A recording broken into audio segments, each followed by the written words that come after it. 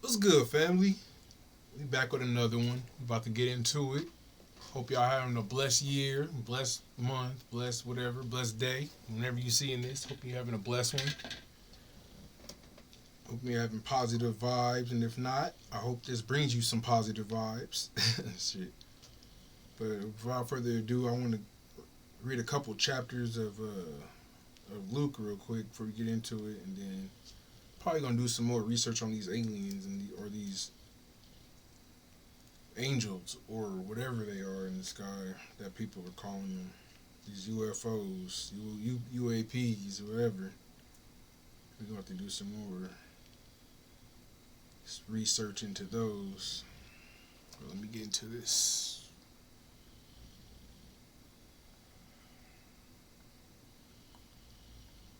Oh, shit. Luke 6. One Sabbath, when Jesus and his disciples were walking through some wheat fields, the disciples... Oh, shit. Let me turn my headphones on.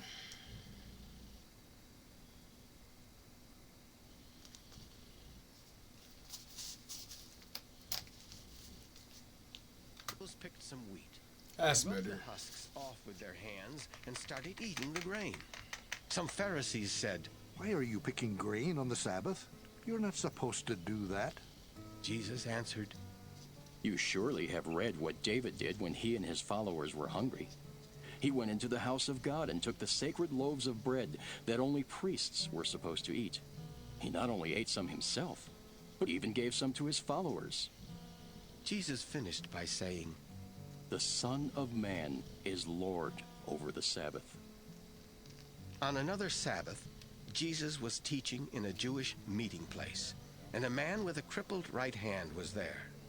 Some Pharisees and teachers of the law of Moses kept watching Jesus to see if he would heal the man. They did this because they wanted to accuse Jesus of doing something wrong. Jesus knew what they were thinking, so he told the man to stand up where everyone could see him. And the man stood up. Then Jesus asked the people, On the Sabbath, should we do good deeds or evil deeds? Should we save someone's life or destroy it? After he had looked around at everyone, he told the man, Stretch out your hand. He did, and his bad hand became completely well. The teachers and the Pharisees were furious and started saying to each other, What can we do about Jesus? About that time, Jesus went off to a mountain to pray, and he spent the whole night there. The next morning, he called his disciples together and chose 12 of them to be his apostles. One was Simon, and Jesus named him Peter. Another was Andrew, Peter's brother.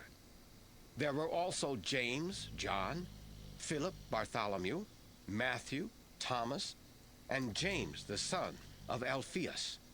The rest of the apostles were Simon, known as the Eager One, Jude, who was the son of James, and Judas Iscariot, who later betrayed Jesus.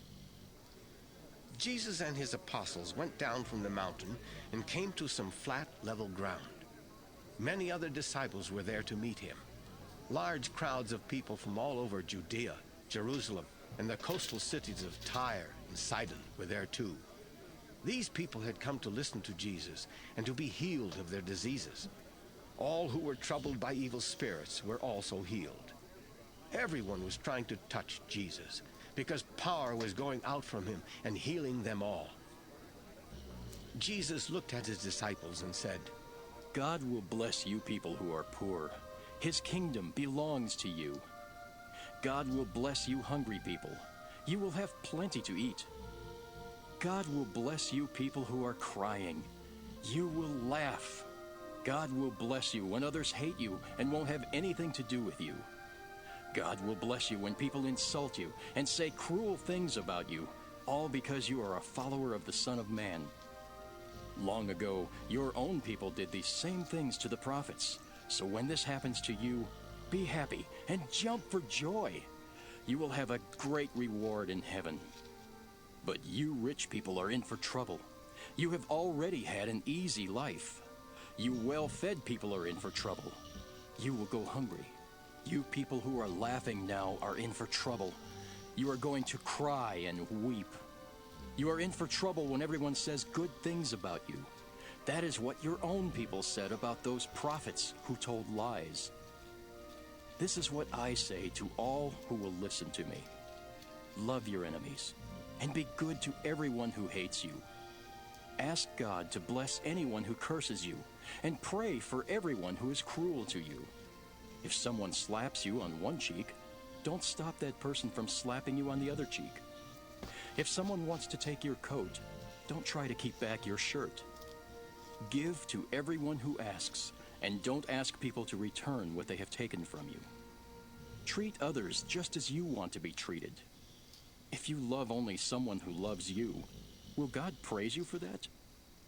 Even sinners love people who love them.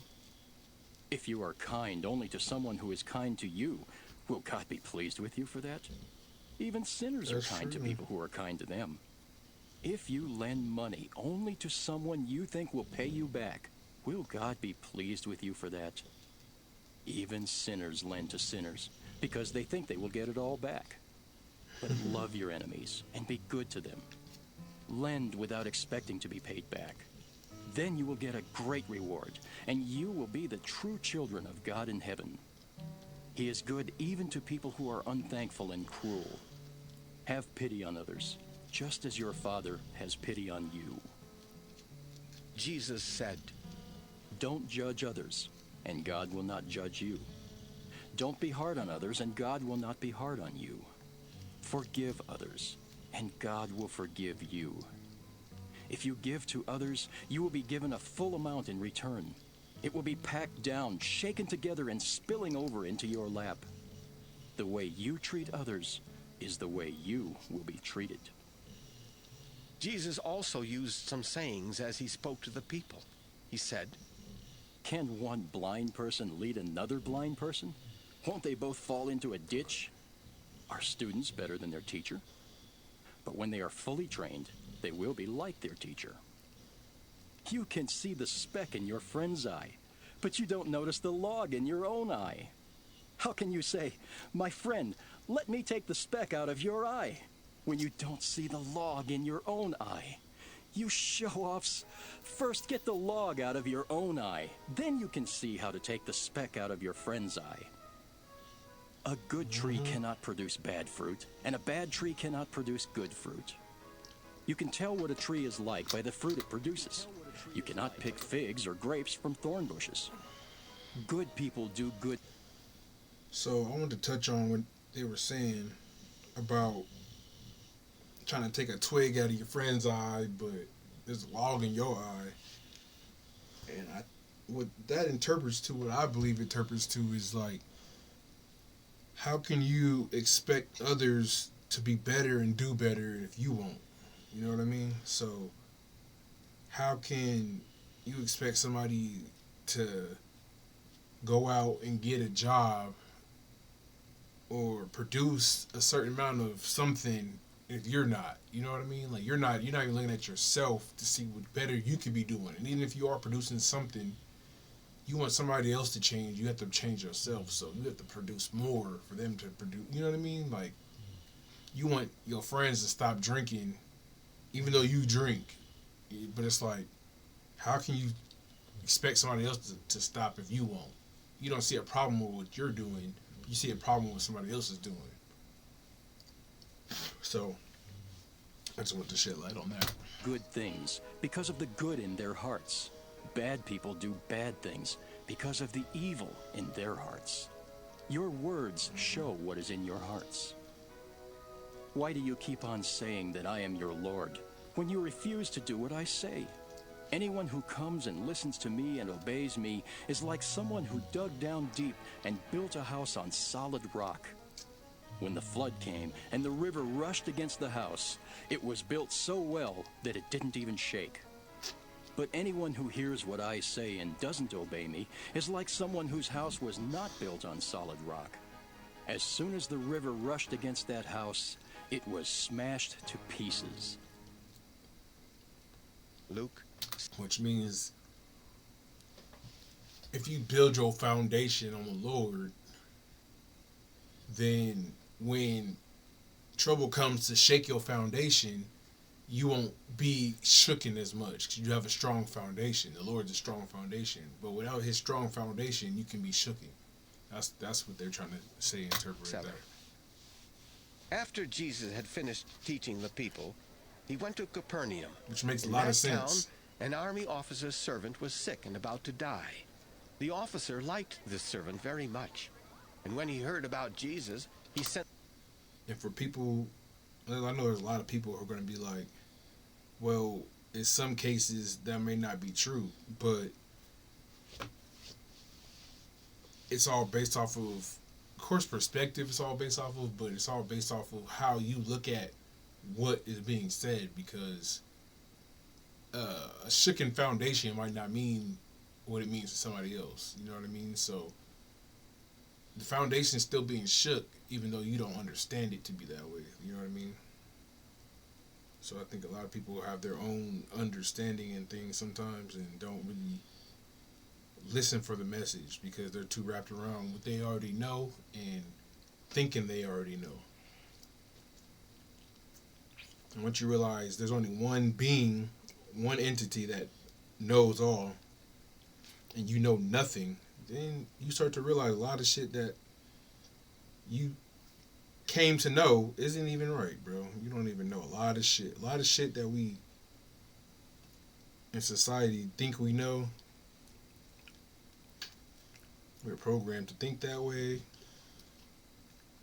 That's just what we came up with, but there's a lot more to life, bro. Shit is wild out here. Sent some Jewish leaders to ask him to come and heal the servant. The leaders went to Jesus and begged him to do something. They said, "This man deserves your help. He loves our nation and even built us a meeting place." So Jesus went with them. When Jesus was not far from the house, the officer sent some friends to tell him, "Lord, don't go to any trouble for me. I am not good enough for you to come into my house, and I am certainly not worthy to come to you. Just say the word, and my servant will get well. I have officers who give orders to me, and I have soldiers who take orders from me. I can say to one of them, 'Go,' and he goes.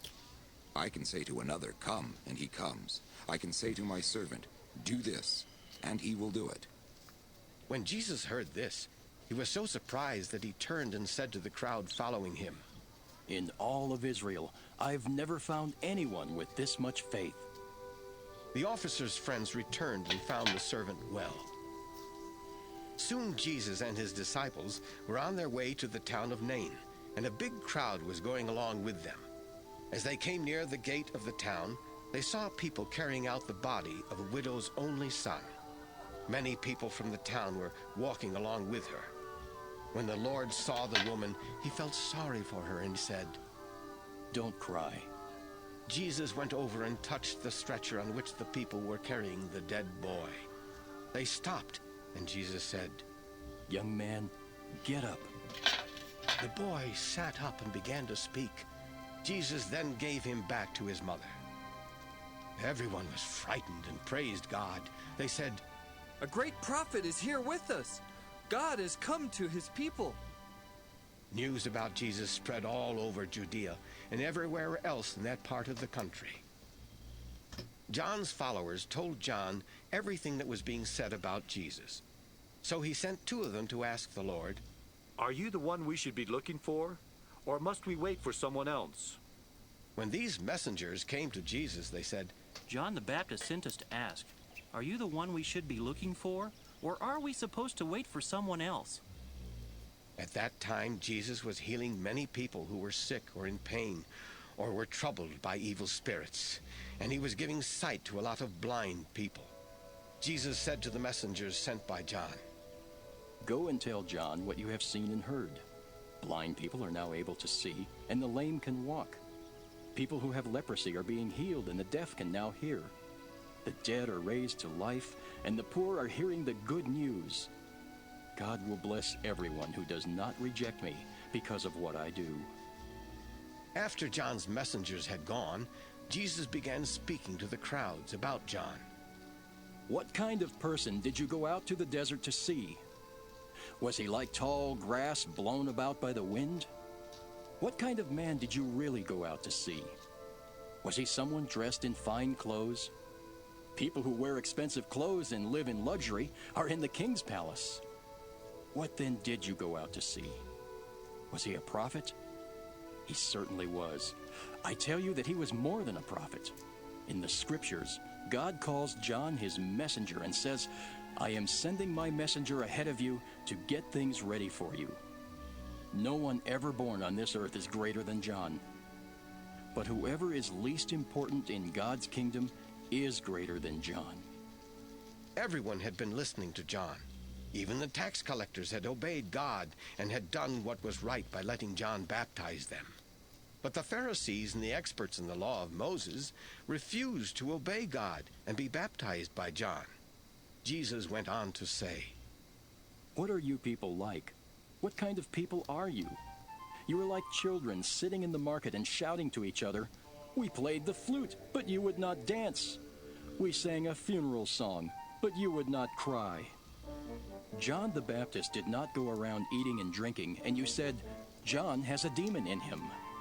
But because the Son of Man goes around eating and drinking, you say, Jesus eats and drinks too much. He is even a friend of tax collectors and sinners.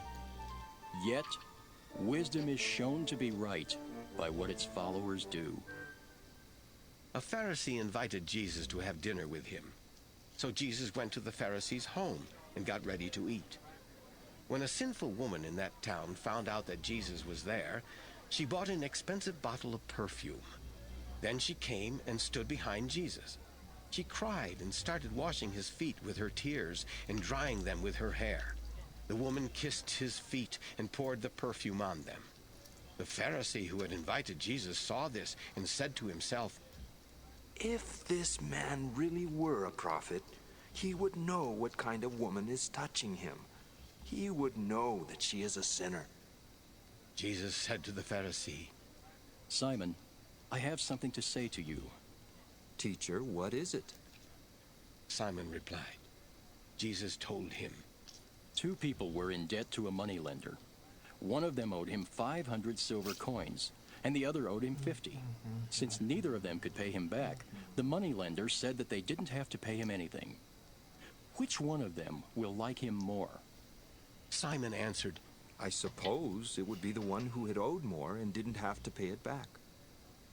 You are right, Jesus said. He turned toward the woman and said to Simon, Have you noticed this woman? When I came into your home, you didn't give me any water so I could wash my feet. But she has washed my feet with her tears and dried them with her hair. You didn't greet me with a kiss, but from the time I came in, she has not stopped kissing my feet. You didn't even pour olive oil on my head, but she has poured expensive perfume on my feet. So I tell you that all her sins are forgiven, and that is why she has shown great love. But anyone who has been forgiven only a little will show only a little love. Then Jesus said to the woman, Your sins are forgiven.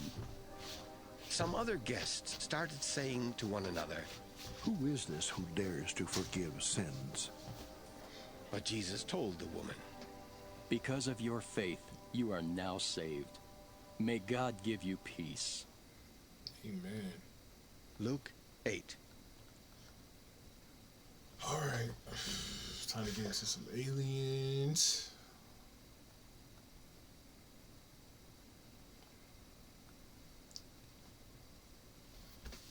That's a good message. I was just thinking about a lot of that stuff in that scripture. I was just having discussions with my mom and my grandma earlier, just about just the fact that we as people we lean into our own understandings, of course. So when we grow up, from what we learned and what we experienced, we come up with our own understanding of things. So a lot of things, even with the Bible, when you read the Bible, you put your own understanding into it because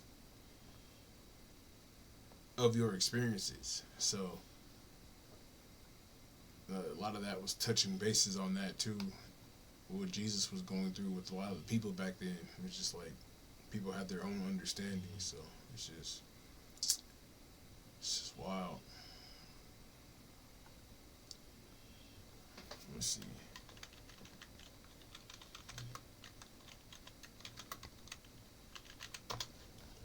Let's get into some shit. Let's see. That's another thing we were discussing too. We were discussing the fact that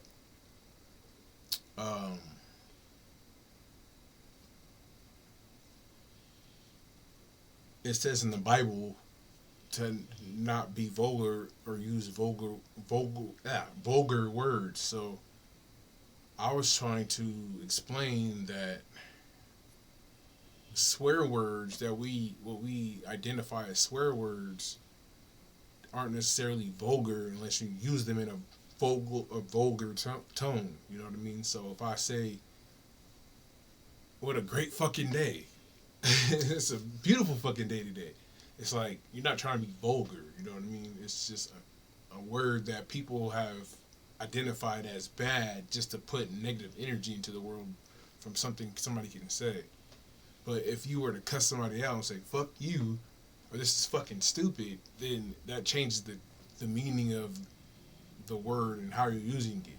So I was trying to explain that too to my mother and my grandmother. Like our own understanding of things might not be what it actually is meant to be, because that's how we were processed, programmed, and trained to think. So it's something to think about. Like, not to say that you have to use those words, but it's like somebody can look at you for using those words and think so horrible when you could be missing the whole message behind what's being said because of some letters formed in a way that you didn't like. You know what I mean? Like, it's just,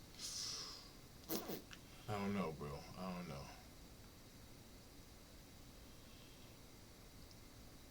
But let's get to it. Let's get to it. Let's look at some.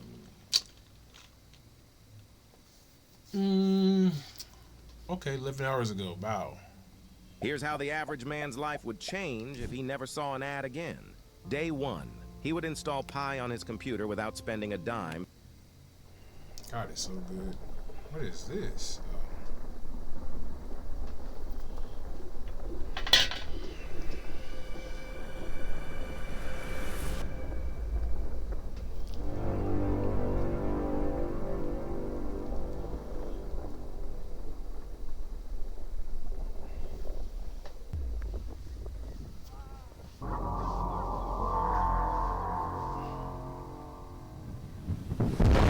Look at that!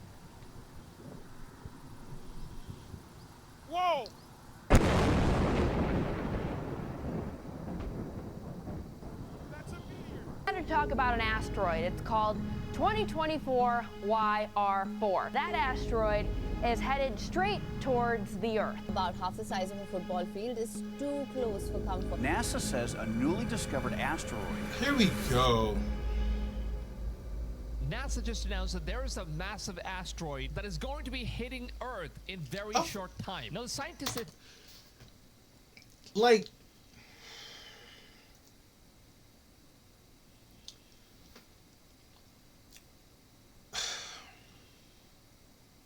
it's always something, isn't it?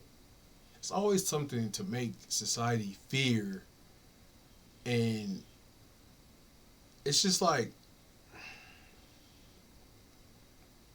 all this shit has been happening. All these unexplainable things that the government probably knows about, probably doesn't know about. Who knows? Who knows? Who knows? Who knows what? But now there's this thing we can't see. Everybody thought it was going to be a spaceship that was going to come from outer space and come get us. Now it's a fucking meteor that's gonna hit Earth. Like,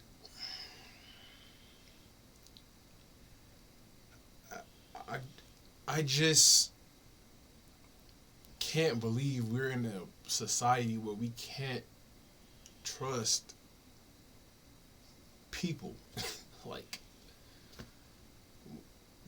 the people in charge. we can't even trust them to be like, they said that, let's believe it.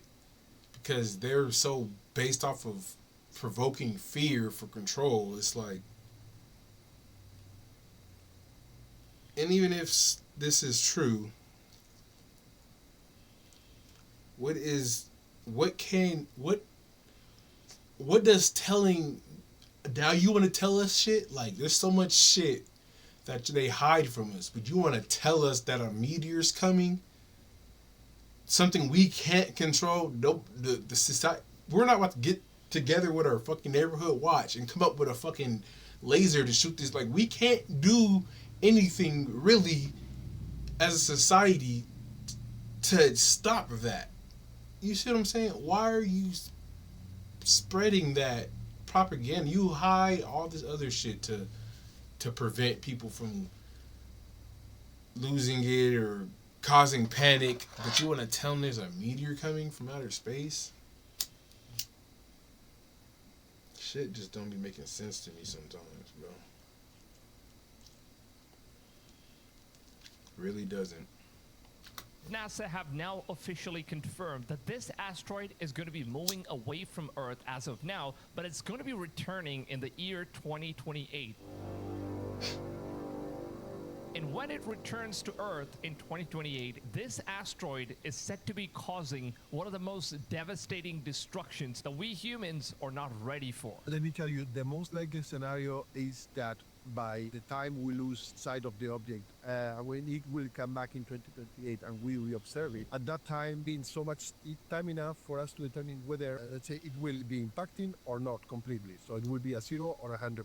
So the scientists has now reported that in 2028, this asteroid named the City Killer could be having either 15% or 100% chance of this asteroid striking Earth down. And according to some of the reports which are shared by the NASA scientists, it seems like when this new asteroid was first shown up in 2021, they calculated that it was not going to have any chances for it to collide with our Earth. Over the years, it seems like the chances for this asteroid to be colliding has gone way up. And they also believe that this could even have 100% chance of completely destroying cities beyond limits that we can comprehend. It's estimated to be traveling at around 15 times the speed of a high-velocity bullet.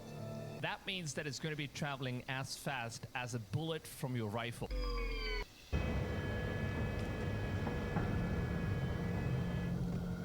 Wow.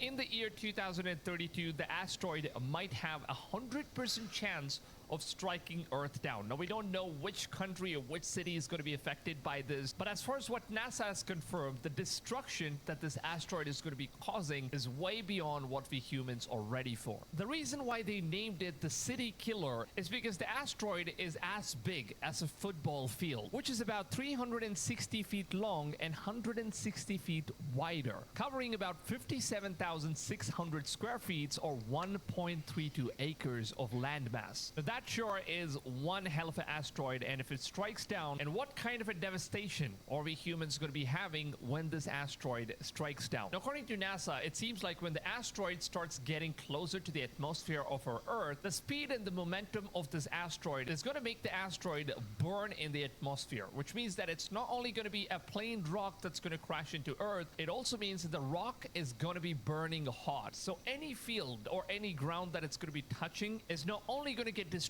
but it's also going to be burnt into ashes. Just take a look at what NASA has just confirmed about the amount of destruction that's going to be coming with it. The odds of an asteroid hitting Earth are increasing by the day, but only just. NASA declared there was a 1.6% chance of a newly discovered asteroid smashing our planet in the next decade. So the next decade is pretty much in the year 2032. So it's not very long. We are very close for this asteroid to be impacting our Earth. But within 24 hours, that number climbed to 1.9% after more data became available. If the asteroid does hit Earth, it'll be just before Christmas in 2032. Now, previously, the scientists at NASA, they declared that the asteroid only has about 0.1% chances of colliding with Earth. But just within 24 hours, it seems like the percentage of the collision of this asteroid has increased by 1.2%. And they've also predicted, by the way that this asteroid's chances are increasing so rapidly within 24 hours of time, this could eventually mean that by the year 2028, we might reach to 100% of collision guarantee, which NASA says that it's going to be happening in the year 2032. Is an asteroid going to hit Earth in 2032? An asteroid that could be as big as a football field has a small chance of hitting Earth in 2032. Now, without context, that's a terrifying sentence. The rock, known as 2024 YR4, about twice the size of a meteor that hit Russia in 2013. Now, keep this in mind, as we have spoken before, the rock is as big as a football field. But it's not extinction event big. And the chances of it hitting Earth are really small. But should that probability trend the wrong way, in 2022, NASA ran a test to see if they could redirect the course of an asteroid with rockets. And it worked really well. So good news is that NASA already tried to use rockets on these asteroids, and they've said that the impact on the asteroid kind of just changed its direction a very tiny bit. So this obviously means that if the satellites are able to impact or able to shoot rockets at this new city killer asteroid, then most probably it might change the course, whereas the asteroid could break into multiple different pieces, and this could end up falling apart on different parts of our Earth. And not only there are going to be multiple pieces, but at the same time it's going to be very unstoppable, as there are so many different pieces of asteroids, and it could completely destroy many different parts of Earth. Now, Astro Kobe also has some very interesting things that he has spoken about the new asteroid that's going to be coming out. Will probably scare you, so be prepared. Astronomers have discovered a 60-meter or 200-foot wide asteroid that has a 2.3% chance of impacting Earth on December 22nd. So the chances went from 1.2% to 2.3% in just 24 hours. How rapidly everything is changing as of now. 2032. Here are the facts. This is now the most likely asteroid to collide with Earth that we know of. Think about rolling 2 dice and getting the same number on both. The chances of that happening are about the same odds as this asteroid hitting Earth. So that kind of means that we might even have a 100% chance of this asteroid hitting our Earth. And the only way we can know if the percentage is going to be changing or not is to wait until 2028. And we might either receive a good news or a horrible news that the asteroid is 100% going to be hitting our Earth. So if it does hit us, what happens? Well, it depends what the asteroid is made of. If it is made out of stone, it will enter our atmosphere traveling at 17 kilometers per second. I mean, and asteroids explode are made out of stone, upper right? atmosphere, creating an air blast that will essentially flatten all the trees and buildings in the surrounding area. That's but deadly. if the asteroid is made of iron, the story gets much worse. It will punch straight through the atmosphere, smashing into the ground with an EVE Online is a vast universe. impact energy of over 20 megatons of TNT. That is about 1,500 times more energy than the atomic bomb dropped on Hiroshima. Now, this could eventually mean that we're not just having an asteroid that's falling out of the sky, but then this is going to turn into a mini nuclear weapon that's going to be destroying the land masses, causing massive earthquakes, massive tsunamis, and even the core of the Earth is going to be so shaken up by the impact that this asteroid is going to be causing. So where will the asteroid hit? Well, astronomers have run simulations, and it seems like the asteroid could impact pretty much anywhere along this line. So this asteroid could either impact in the Pacific Ocean, which could then trigger a massive tsunami and earthquake all the way in the United States and Mexico and Canada. But then there are much more likely chances that this asteroid could also directly impact in 3 different nations. One being Brazil, Argentina, and then we got Africa, Iran, Israel, and all these Asian countries. And also it's going to be heading all the way towards India and China. These are the countries that are in extreme danger as of now. So this asteroid could be falling apart in any of these regions, and it's going to be causing massive havoc. Now, Sky News actually gave us some updates about the situation as well. 1% chance of hitting the Earth in December 2032. The minor planet is being closely monitored by the European Space Agency. Scientists are monitoring an asteroid. So this is how the asteroid basically looks like. It's pretty much just a rock-like substance, which is massive in size. Now, obviously, they don't really know if the material in which this asteroid is made of is either a rock or this could be a metal. And the scientists are fearing that if it turns out to be metal, then it's going to be causing a lot more damage than a rock would. Asteroid that has a chance, albeit small, of hitting Earth. But there's no need to panic. At least, not just yet. Asteroid 2020. That's the catch, chat. That's the catch. YR4 has an almost 99% chance. This the news. No need to panic. Not just yet. So, you want people to panic eventually? Like, what the fuck? This is what they're... Man. Of safely passing Earth on December 22nd, 2032.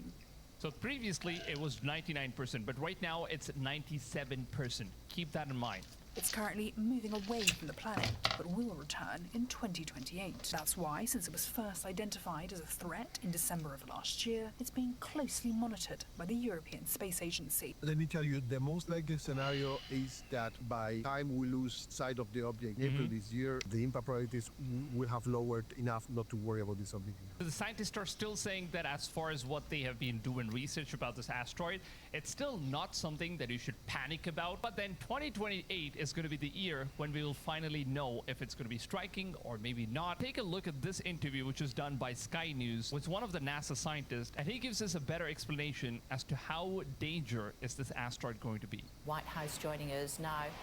Hi, David. How worried should we be? I think this has the potential to be very serious. What the fuck is worrying gonna do? Like, what the fuck?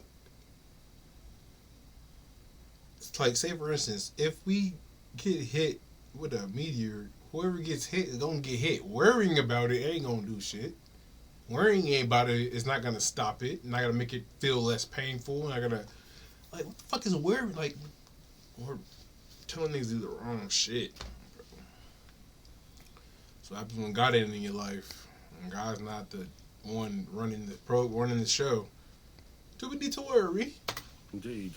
The current odds on this rock striking us in 2032 are down to 1 in 67, which is unacceptable to ignore. We only have... He's actually saying that we need to take this thing seriously because it's not something that's just joking or just thinking it as 97% chances of it missing or whatever. But obviously the percentage of it crashing is going up every single hour. Another couple of... Yeah, I'm done worrying about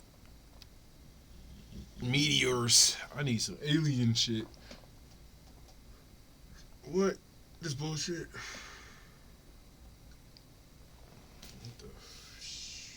Something crazy is going on at the Pyramid of Giza. People have been seeing these white energy orbs that are coming out, and nobody has a clue on where these things are coming from. This is real footage which was captured by someone that was driving by, and they captured these 3 massive white orbs that are like coming out of the tip of the pyramid, and we have multiple different people that have shot like the same thing. So that is how we know that this is real. It's not CGI, it's not made up stuff, it's not fake. Take a look at this thing.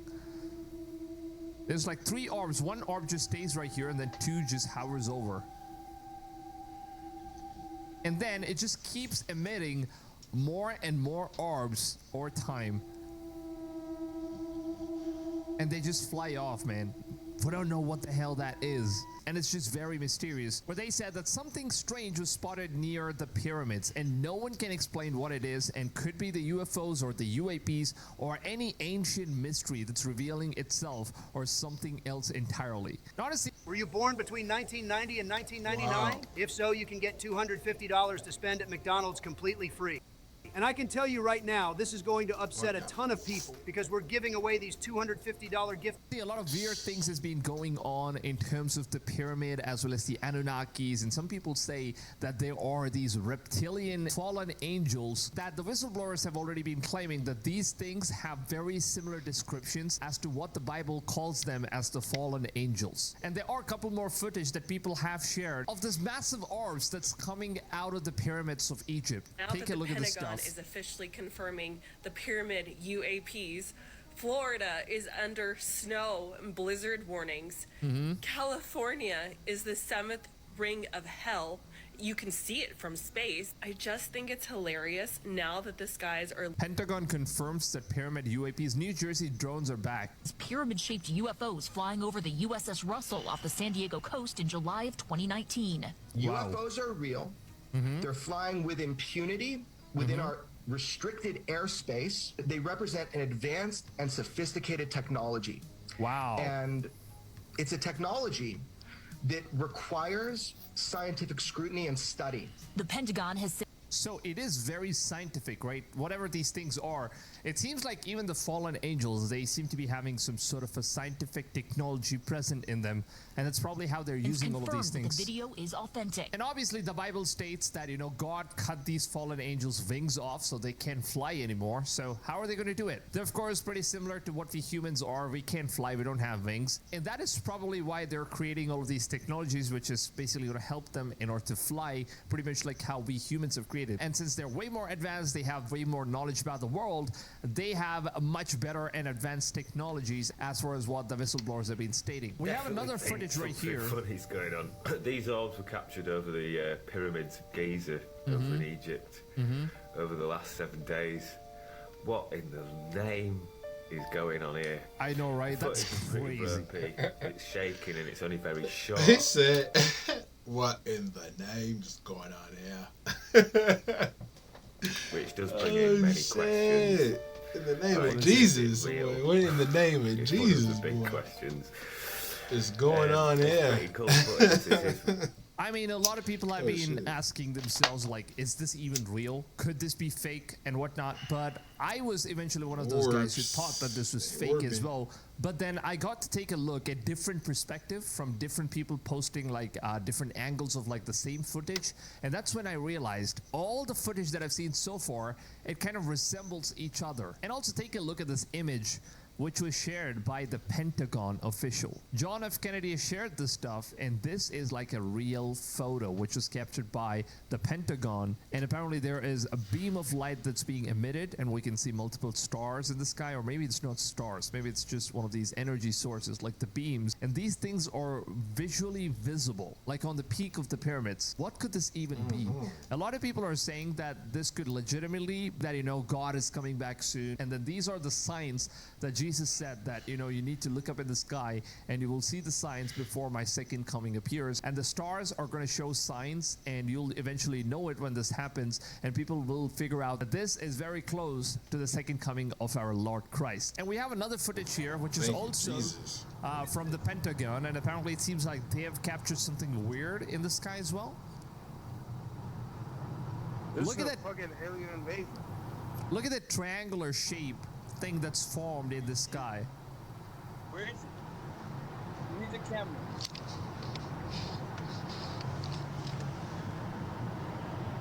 What is this? I mean, what the fuck is that? That's pretty bad camera angles. Come on. What are you shooting? Oh, there it is. Look at that stuff. This is where it is. Okay, just keep looking. We're getting too distracted by the street lights, by the way. Look at that stuff. What the fuck you looking at? Oh shit. The ancient Egyptians understood that they could use sound to reduce their weight and the gravitation. Oh, it's here now. It's here now. Oh shit. And something small, something tiny is moving around as well. Look back. Look back. I got you, baby. It seems like they're using some sort of a camouflage. I see it. Damn. Turn right, turn right, turn right. You see it.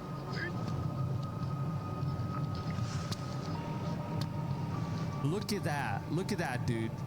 Can it be like an ancient god? You know, stupid little things.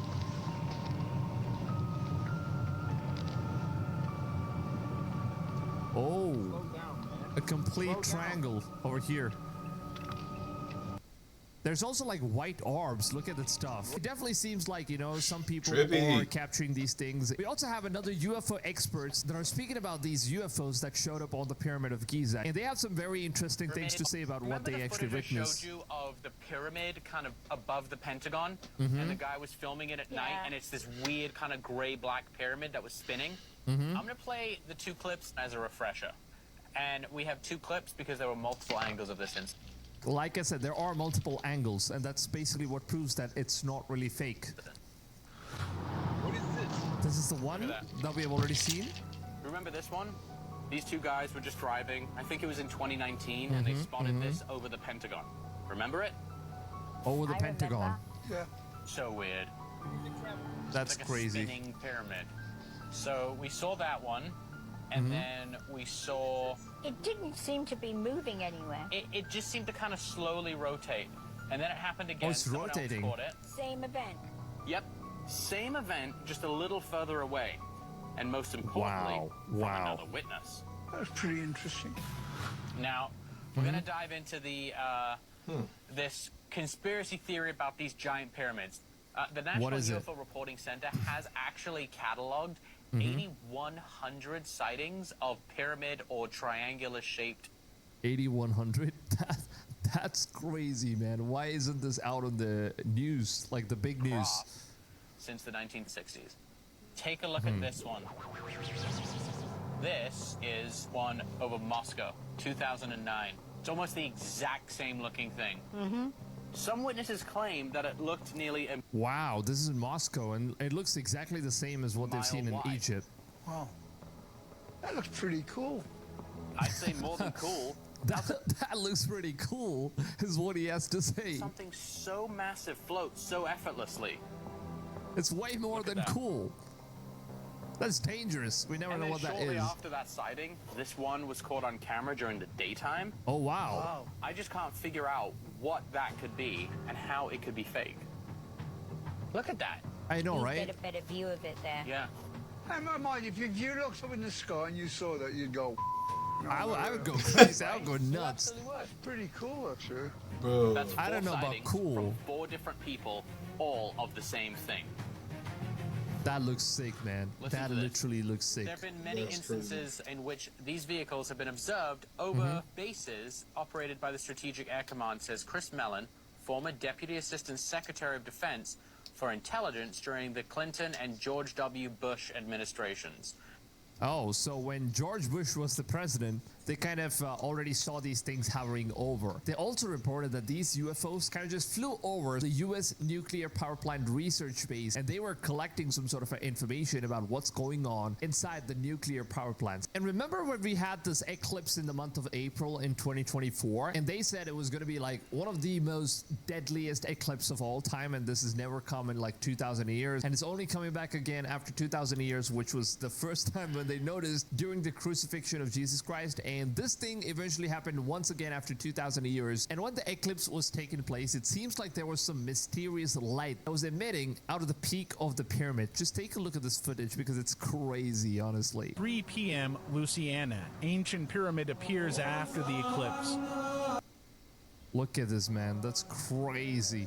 It seems like some sort of a beam of light is just coming out of the pyramid. 3 p.m. Louisiana. Nobody knows what that is. 3 p.m. Louisiana. It just illuminates and then it just moves out. After the eclipse. Damn. Some people just say that pyramids have some sort of an energy emitting ability. They kind of just store energy, and that was like the sole purpose for these things to be built. And funny enough, now we are able to see all these things happen, especially during like the eclipse. We don't know what that is or whether or not if it's even linked with that stuff, or maybe this could just be some sort of a reflection of light. But then what we don't understand is that why is the beam of light just emitting out and it's just flying across? Could this be the orbs that we're actually seeing across the sky? And some people are thinking that this could be the aliens that's coming out. There are some mysterious things that's actually going on in the world, and the pyramid mystery is one of the biggest ones. And on February 7th, we received this footage where it seems like helicopters are actually chasing 4 UAP objects that are flying in the sky, and they're almost at the same speed of these helicopters. Just take a look at this stuff. This was literally captured. You see these lights? Look at that stuff, man. Look at this stuff. It definitely looks like these are round off. Imagine holding the entire world in your hands. With just one click, unlock 300 objects. Don't know what these are, and these choppers like chasing it. And they are flying in like some sort of a formation right here. What in the world is that? that doesn't look like... Doesn't that look like a military convoy? Just saying. Any technology that we humans possess, but that's just crazy. And these are like the regular choppers, right? They're flying like they know where they're going. They're not chasing. They're just chilling, going on their path because they all know where they're going. That's a military convoy, nigga. Regular choppers, nothing to worry about. But then those things, that doesn't look normal at all, man. Oh my God. Look at the speed in which those things are flying. They're already gone. Damn. That's crazy. That's crazy. And some people might not understand the size of these pyramids. And to be honest, man, these pyramids are massive in size. And the light that you just witnessed coming out of the pyramids, they were massive as well. So if you're just looking at the pyramid from a far away angle, but if you go near the pyramid and if you look at it, it's actually massive. This is just one small perspective of how big the pyramid actually looks. And that's incredible, man. Look at that stuff. This is how beautiful the pyramids actually looks. Damn. Damn. Imagine a massive light of beam that's just coming out of these things and that's just flying off in all directions. That's really not normal. And also archaeologists recently found a book inside the Pyramid of Giza. And this book contains a lot of information about the people that lived before us. And the book actually looks extremely scary. Take a look at this stuff.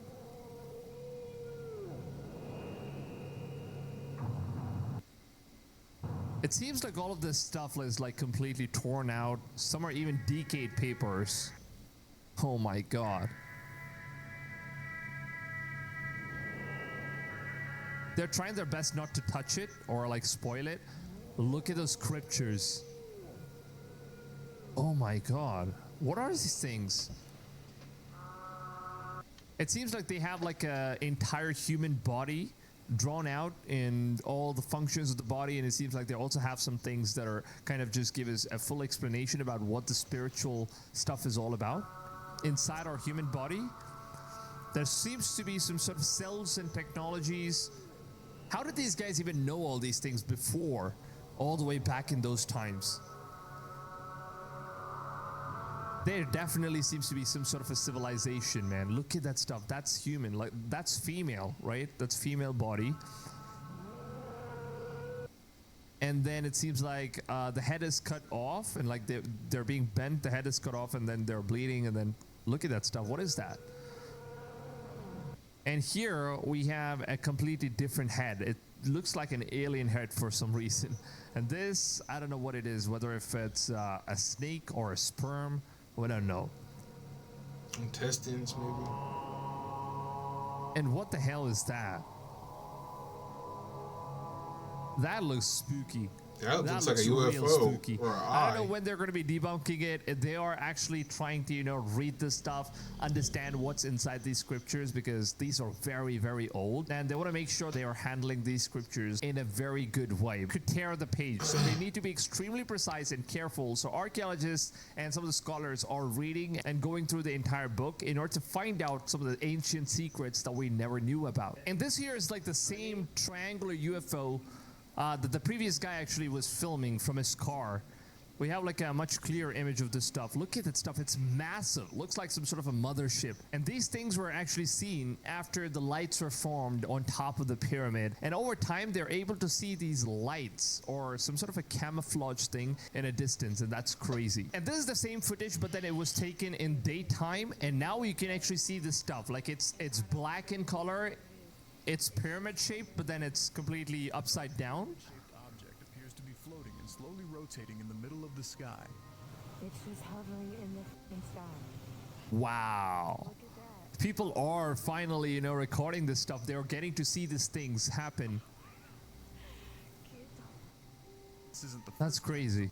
Hey, if you live in one of these cities right here, why don't you own an apartment building? Seriously, let me show you a path that could... One has captured shapes like this in the sky. It's actually hovering and it just keeps rotating as well. So what kind of technology could that be?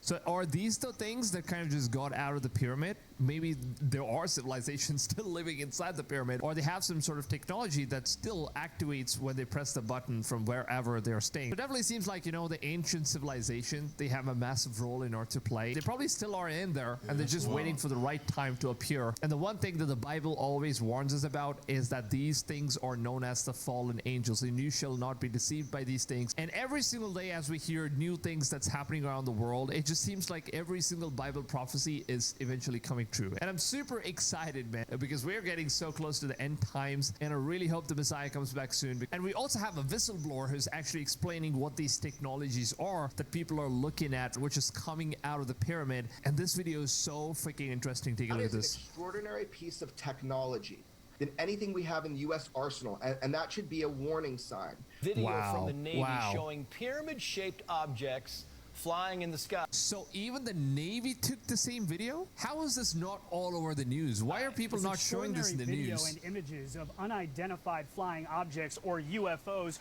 were leaked to investigative reporter. Investigative reporter reportedly shows 3. Look at that stuff. Wow. It's literally standing on top of the pyramid. Why isn't this thing being covered on the main breaking news headlines on all the television, all the media? It definitely seems like they're not trying to let people know what's going on, because we YouTubers and some of the guys that are covering about these UFOs and whistleblowers, we are the only guys talking about this stuff. But then there is literal proof, literal images, literal videos put out on Twitter as well as in many social media platforms, but it's not being picked up by the news media. It seems like they're trying to avoid covering these things. They're trying to avoid from letting public know about what's really going on, because the news media is of course being controlled by the government and they don't want to spread these things. But then us YouTubers, of course, they can't really stop us until they get to our homes, I guess. 3 pyramid-shaped UFOs flying over the USS Russell off the coast of California. Talk that shit, UFOs brother. Reportedly hovering to the house, nigga. above the tail of the Navy destroyer, making, quote, extraordinary maneuvers. Show 3 different unidentified aircraft. I don't even know what internet is, sir. Including 2 UFOs dubbed and the jets are actually following them. Another called the Sphere. What A video Department of Defense about spokesperson the government? said, quote, I don't know I what can you're talking about. confirm that the referenced photos and videos were taken by Oh, Navy my face in the personnel. video? The What? Unidentified It's not Aerial me? Phenomena Task Force has included these You have the images same shirt in on. ongoing examination. However, Plenty of the people have this Pentagon shirt. was unwilling to confirm, which Corbell says came from the USS Omaha, Oh showing wow, a UFO look at that stuff, dude. diving into the Hold on. Wait a minute. Just look showing at a the... UFO. What in the world However, is the that? Pentagon was unwilling to confirm, which Corbell says What in the world is that? came from the USS Omaha, showing a UFO diving into the ocean and disappearing. That is an extraordinary piece of That shit was technology. fake, Diving in the Anything ocean? we have in the U.S. What? arsenal, and I heard when the UFOs go into the water, they don't even move the water. They just go straight. You know what I mean? I don't know. I could have heard some bullshit. But And why haven't they Heard they don't done make a the thing splash. up from the ocean? And the Pentagon have finally shared like the real footage of this pyramid-shaped alien craft that they have captured literally on their night vision camera. Just take a look at this stuff. It really looks crazy, to be honest. Look at this thing. They are looking at that stuff using some sort of a zoomified telescope, and this is it. This is it. That's basically what we are looking at. This was shared by Pentagon. It was not shared by someone randomly on the internet or something like that. It was shared by Pentagon. And this account on Twitter named Truth Poll, they apparently share a lot of these footage and some of the things that the Pentagon has been releasing so far. Very unbelievable photos that they've shared. That they have. is that a baby alien, nigga? On the bottom left? Look at the little boy. And the top right looks like going, what that? Oh, that one look. No, I don't like the one on the bottom right looks like the what's that movie? Ants. Bug's Life. He looked like the ants from Bug's Life, nigga. What the fuck, bro? This is crazy.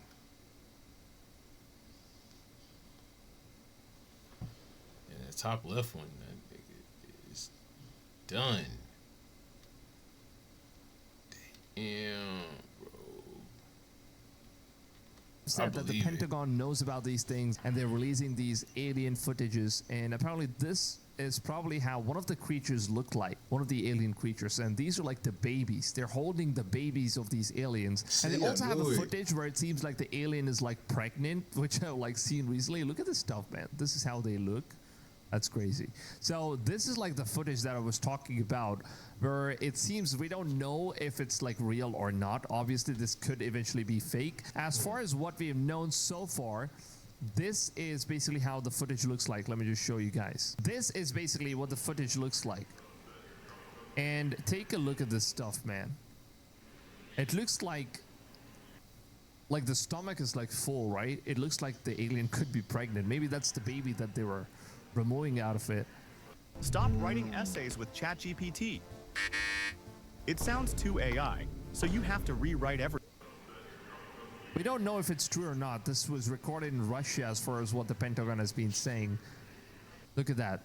They have big tummies. Either they are like really fat ass people or they're pregnant. We don't know. So there seems to be some sort of medical care going on for these alien creatures. And yeah, as a Christian, we need to always stay strong and never be deceived by all of these things, of course. But yeah, it's obviously very interesting to go ahead and see what's really going on. To really think that all these weird things are eventually happening and the government isn't really speaking about anything. And what's very bizarre about this situation is that there is this forest, which apparently, if you guys don't know about the backstory of this thing, it's the Tungsa event, which happened in 1908. What really happened here in Tungsa is that no trees were grown in this particular circle-shaped area for over 100 years since that event happened.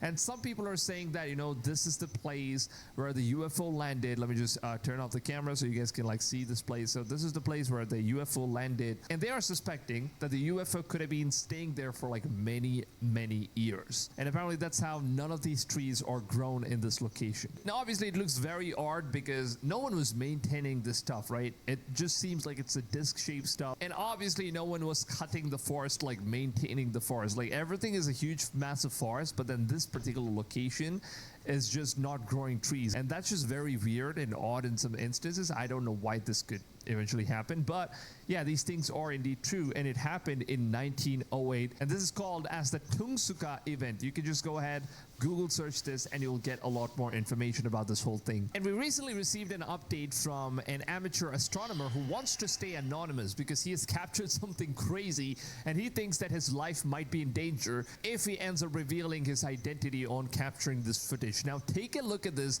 It seems like something that is sized as big as an Earth is moving towards the ring of Saturn. And obviously we know that Saturn is a massive planet, and a size of this is basically as big as the entire planet Earth. Now just take a look at this small tiny dot that's moving all the way from here.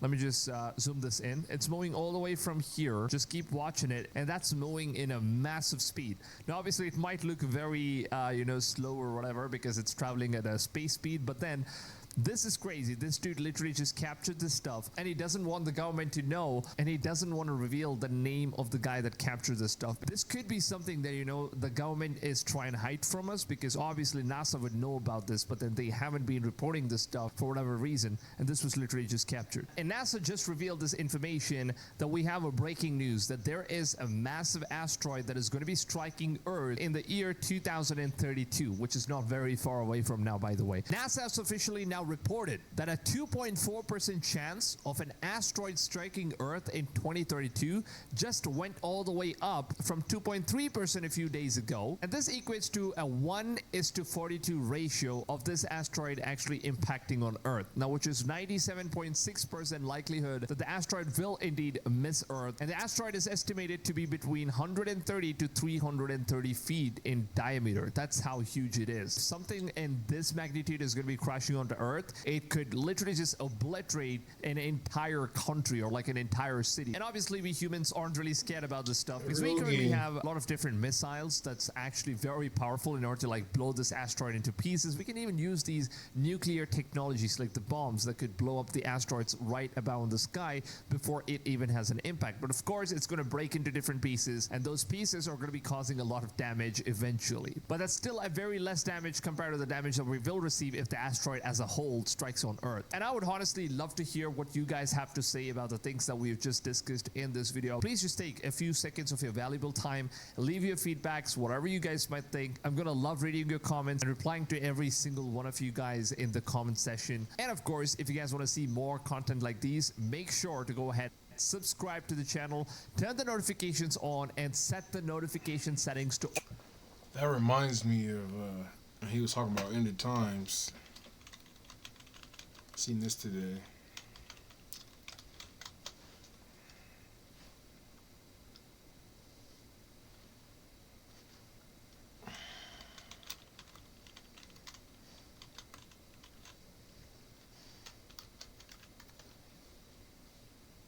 Look at this shit. Jimmy John's wants to make that sandwich a little less lonely by adding free chips and a free drink after 2 p.m. A river is running red in Argentina and stumping officials as to why. Residents started sharing images of the discolored water on social media last week. They also reported a smell coming from the river. Reports say the stream runs through the municipality of Avellaneda, which is home to a leather-making industry, where animal skins are treated with chemicals. However, it's still unclear what caused the river to turn red and whether or not it's toxic. Reports say local residents have been filing complaints against local businesses for decades because this is not the first time something like this has happened. The river has reportedly turned other colors in the past, including green, violet, and brown. Avellaneda is about 10 miles outside of the capital of Buenos Aires, and environmental officials are leading an investigation to get to the bottom of this mystery. For Inside Edition Digital, I'm Mara Montalbano. One was somewhere else too. That was Argentina. Where's the other one at? There's another river. A river in Greater Buenos Aires mysteriously turned red, sparking fears among locals of a toxic spill, according to local reports. Local media say that authorities have collected water samples to investigate the discoloration of the river, which flows into the Rio de la Plata and is near an ecological reserve, according to Reuters. Initial findings from government agencies suggest that the substance may not be toxic, according to Reuters.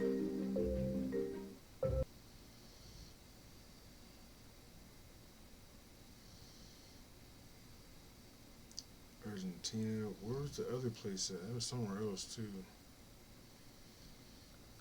Buenos Aires residents are on red alert.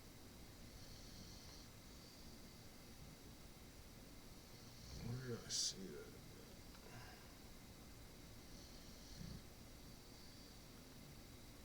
Let me check my phone real quick. It was somewhere.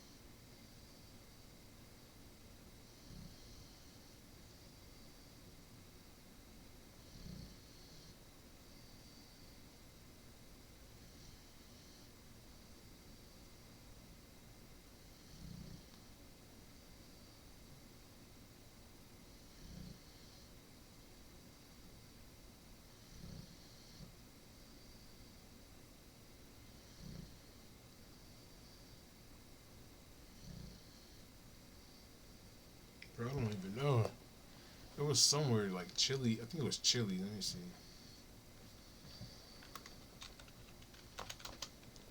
Was it Chile?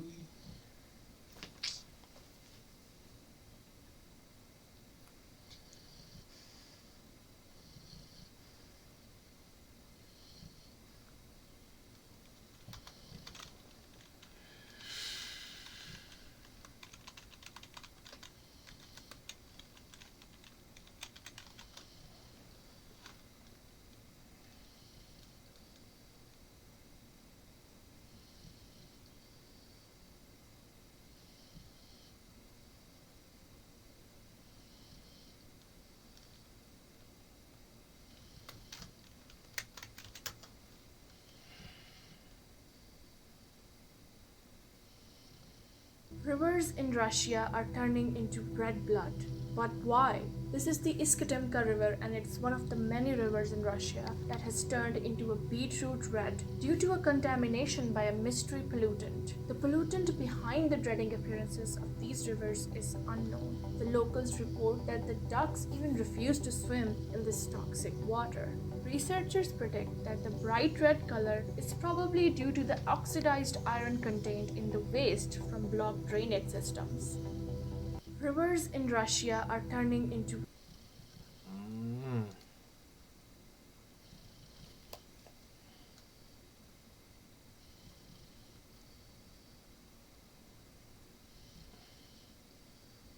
Peru. That's where Peru.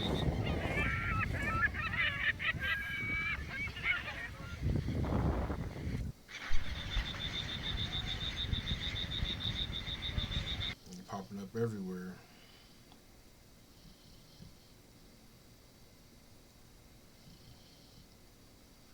We always in the end of times, but we actually just might be in the end of times, y'all. So just keep that in mind.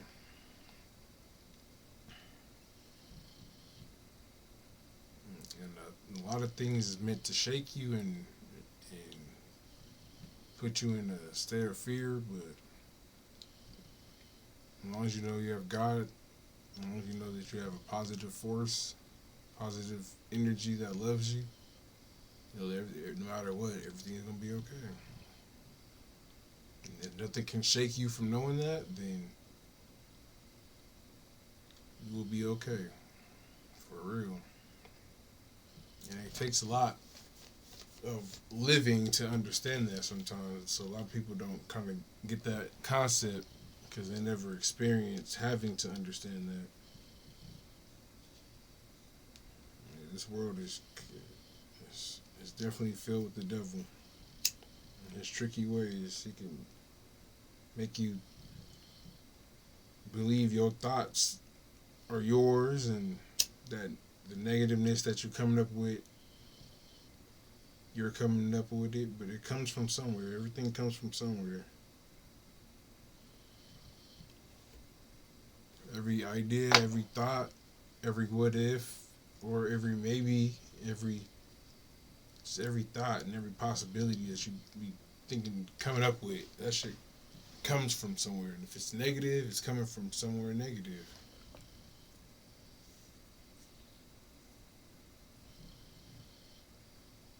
Because all those thoughts and what ifs do nothing.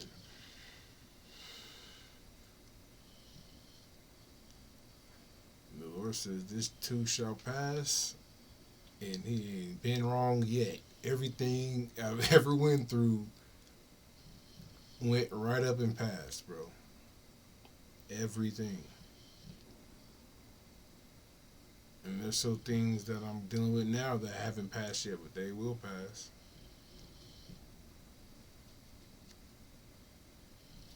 They sure will.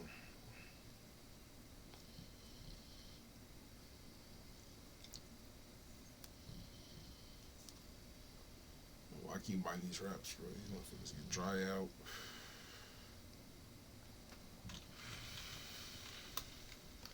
Back to the basics. We need to find some good evidence, some shit. UFO crashed by dump. We got a crashed UAP in the backyard of 1455 Clover Street. Yeah, I'm walking up right now to inspect the nature of the craft. This is That definitely ain't an airplane, let me tell you. Well, we found the suspect, heavily intoxicated. These niggas fucking around, bro. We got a crashed UAP in the backyard. Some people, bro, they just need attention. This shit is. People are really trying to figure out some shit, and people that don't really give a fuck about this shit are just making fun of it. At Carl's Jr., when you buy one Big Carl or spicy chicken sandwich, you can get a second for just $1 more. Here they are. And they do sound like drones. We're seeing things in the sky that look like planes, and a lot of people are actually saying these are drones disguised as planes. They start to interpret those things as being drones because they're primed to do that, because they've seen these media stories. They see reporters on TV pointing and saying that's a drone when it's clearly a plane to anyone who knows anything about aviation. My name is Mick West. I am a writer and a UAP analyst, which means I try to identify things that are in the sky that people can't identify. Whenever we get a report of something mysterious, like a suspected drone, the most important thing to get is the date, the time, the location, and the direction that the person is looking in. Yo, look, looks like a triangle. This was a video where a person claimed to see 8 drones circling around above his house. This is one of the cases where we can actually get the rough position and the time and the location. And you can go into a site like Flight Radar 24 and you can just simply roll back the timeline to that date, time and location, press play, and you'll see what planes are in the air. Then you can select a few of the planes and you can see what path they are taking. So what was happening there was a bunch of planes inbound to one of the local airports and they were simply waiting to land. So they circle a couple of times and then they carry on the way. And this creates this weird illusion of lots of things in the sky moving around, making these kind of racetrack patterns, kind of like a NASCAR track shaped pattern, but in fact it's just basically normal air traffic. What we seem to be looking at here is a photo taken at night. Seems to be a slightly long exposure. We see some reflections of lights in the top right corner that are kind of streaked out a bit, which means that the exposure was probably about half a second or a quarter of a second. And we see an object in the middle where we see 2 streaks of light, one kind of tic-tac shaped and one that's just kind of a straight line next to it. And then we see kind of a beam of light coming from it. And to me, this looks like a helicopter with a searchlight. Police helicopters often fly over neighborhoods when crimes have been committed or they're searching for somebody. If we had perhaps a slightly better photo, we might be able to see. Why is the light pointing? Lights. Why would the light be pointing in the sky though if they're searching for somebody? But in this photo, what we're seeing is probably just the light from the searchlight itself. I wouldn't bet my life on it, but that would be my first hypothesis. This video was taken by a professional cameraman, and it shows kind of this wobbly white light. This is something I've seen a lot of times before. I used to deal with a lot of flat earthers, people who believed the earth was flat, and they would often try to prove that space was fake by taking their very long magnification cameras and focusing in on planets like Venus.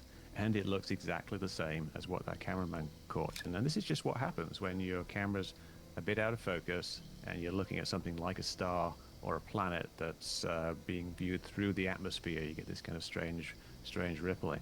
There's this thing called the low information zone, the LIZ. And the low information zone is basically the distance away at which you can't make out the exact shape or the exact configuration or any details about the object that you're looking at. So naturally there are hundreds, if not thousands, of videos that you can't actually identify simply because they're in the low information zone. They're things that are either too blurry or it's too dark or the camera's moving around all over the place or it's out of focus.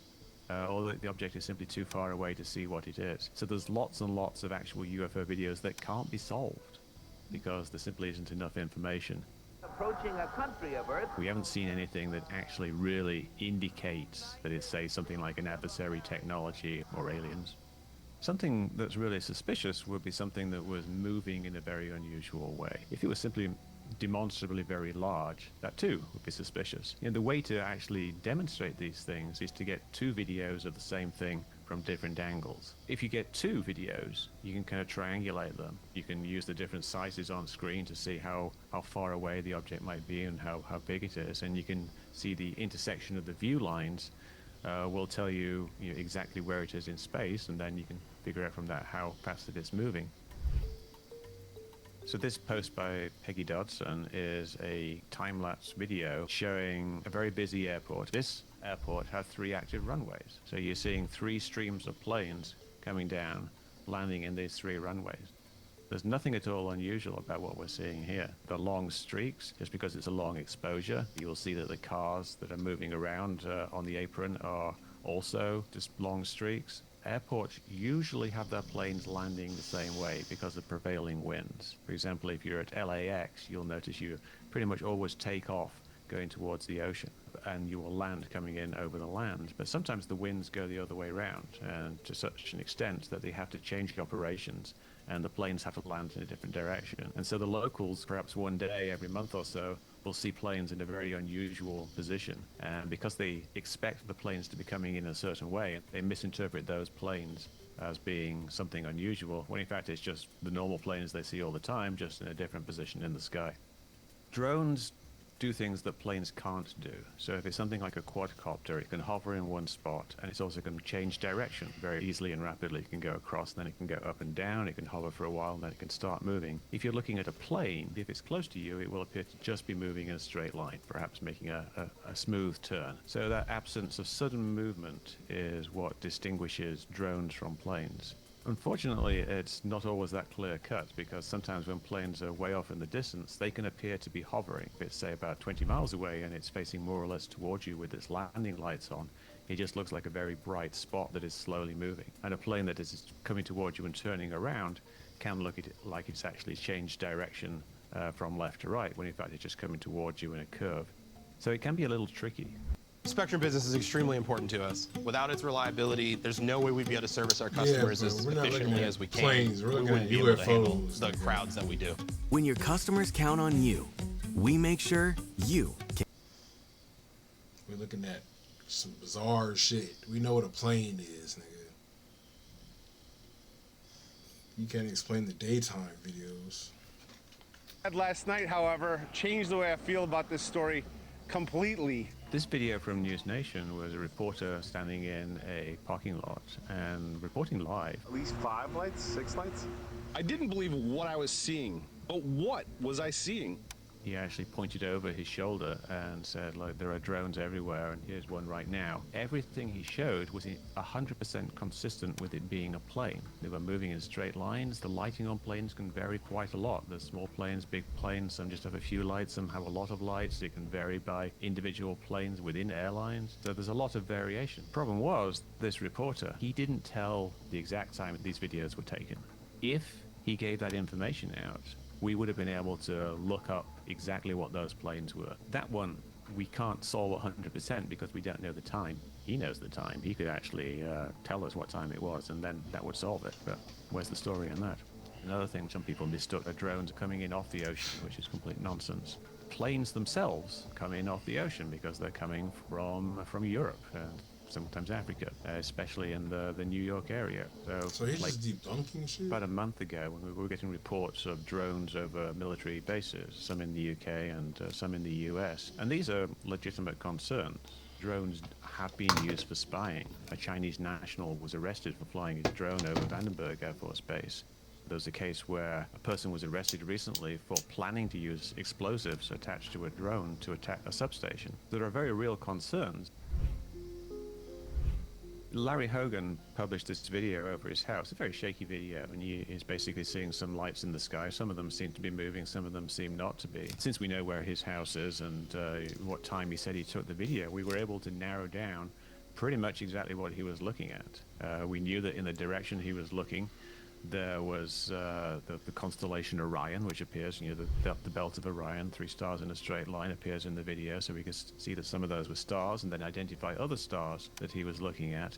And then we knew that in the direction he was looking at, there was aircraft. They were taking off in the distance and also going across his field of view. So there was nothing to indicate that what he saw in that video was anything other than stars and normal aircraft. And that type of misidentification, I think it's understandable.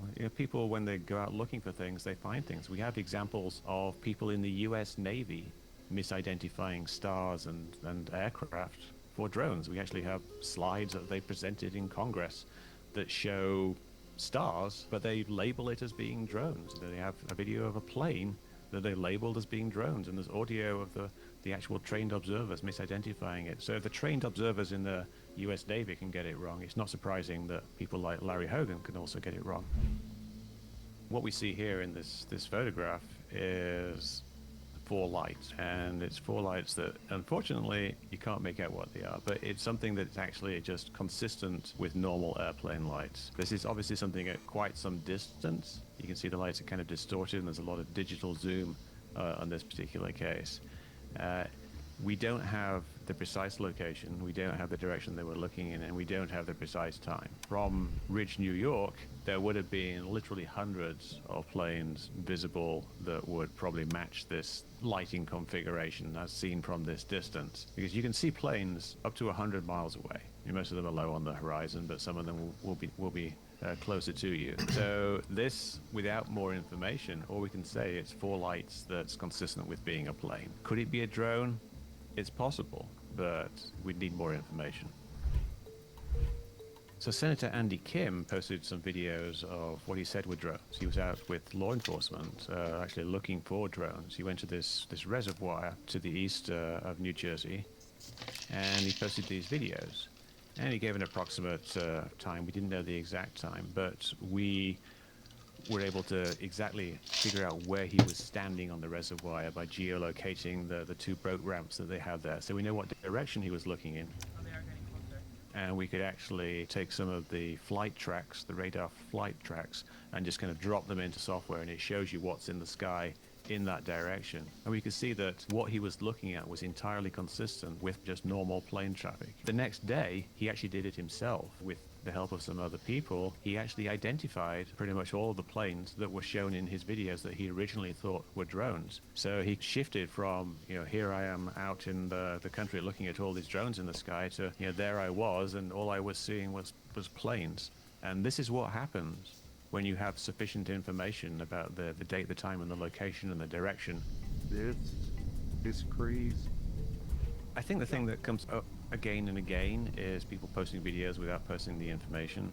But if you don't want to for privacy reasons, then you try to learn how to use these flight tracking sites like Flight Radar 24 or ADSB Exchange or planefinder.net, and try to figure out for yourself what was in the sky above you at that time. And it's not too complicated. I can solve lots and lots of cases, but if people can solve them themselves, it would go a much longer way to actually damping down some of the excessive speculation that we're seeing at the moment.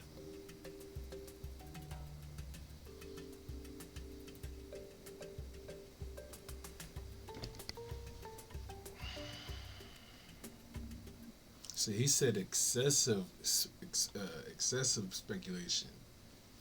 So that means that there's still stuff to speculate, but this nigga was just being excessive with it. I don't know.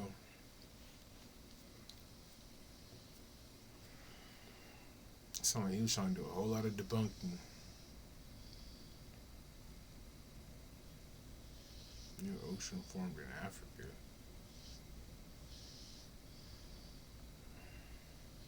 I think I just won my taxes. Oh yeah? I just switched from TurboTax to H&R Block. It was so... Well, it seems like the Earth is going to be splitting into half. Scientists have announced that Africa is splitting in 2 halves. The map of our world is about to change. I'm talking about the continent of Africa splitting into 2. An entirely new ocean could emerge in the African continent.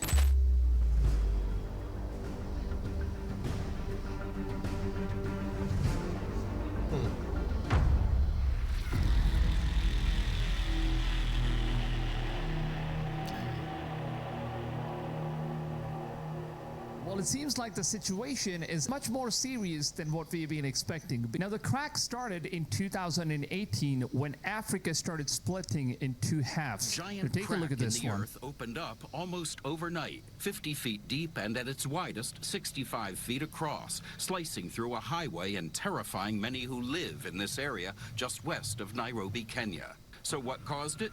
Well, it depends on what scientist you ask. So it basically seems like whole land just cracked into like 2 halves. And we just got some latest reports from scientists who have now stated that the cracks are growing in much faster pace than what they have already recorded in 2018. And the new research actually shows that it's going to be happening much sooner than what they've expected before. Now, in January, we got another report where it seems like a volcano is erupting. And this is basically how it looks. This is literally coming out of the earth that just split up. Can you imagine volcanoes being formed out of the cracks of earth? It's going to be super terrifying, man. Imagine if you lived here and your house was right beneath this crack, and the last thing you want to see is a volcano eruption, and that is crazy. This is what's going on right now in Africa, and nobody's talking about it, and that's... I don't know what he's talking, but it seems like he's scared. That's all I know. We also got another footage here. Oh, this man's chilling. Oh, look at that. He's chilling. What is that? I think that's like the volcanic smoke coming out of the earth. Dude, that is terrifying.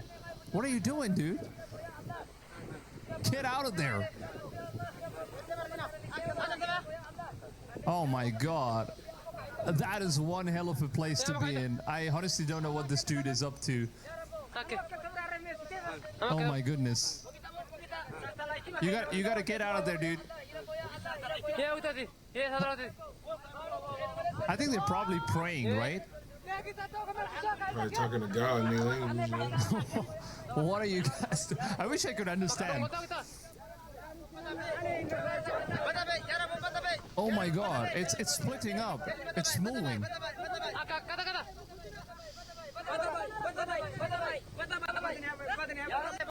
I don't know, guys, but it seems like whatever they're trying to do, it's really not helping.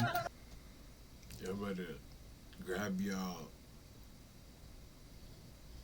cleanest shirt tonight when y'all go to sleep. Be nice and comfortable. Turn all them lights off. And get on your knees and ask God for forgiveness. That's all I got to say. Because it can get real any second.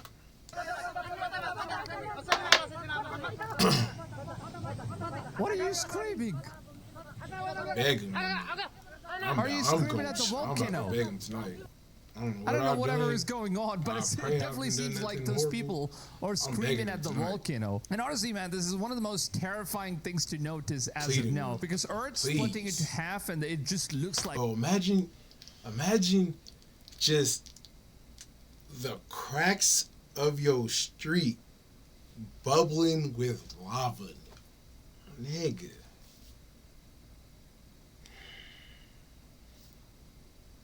You can't... If God decides to make the lava come out of the crack and fill up the streets, you can't step nowhere. You can't go nowhere. You can't walk. Not your house is done. Like,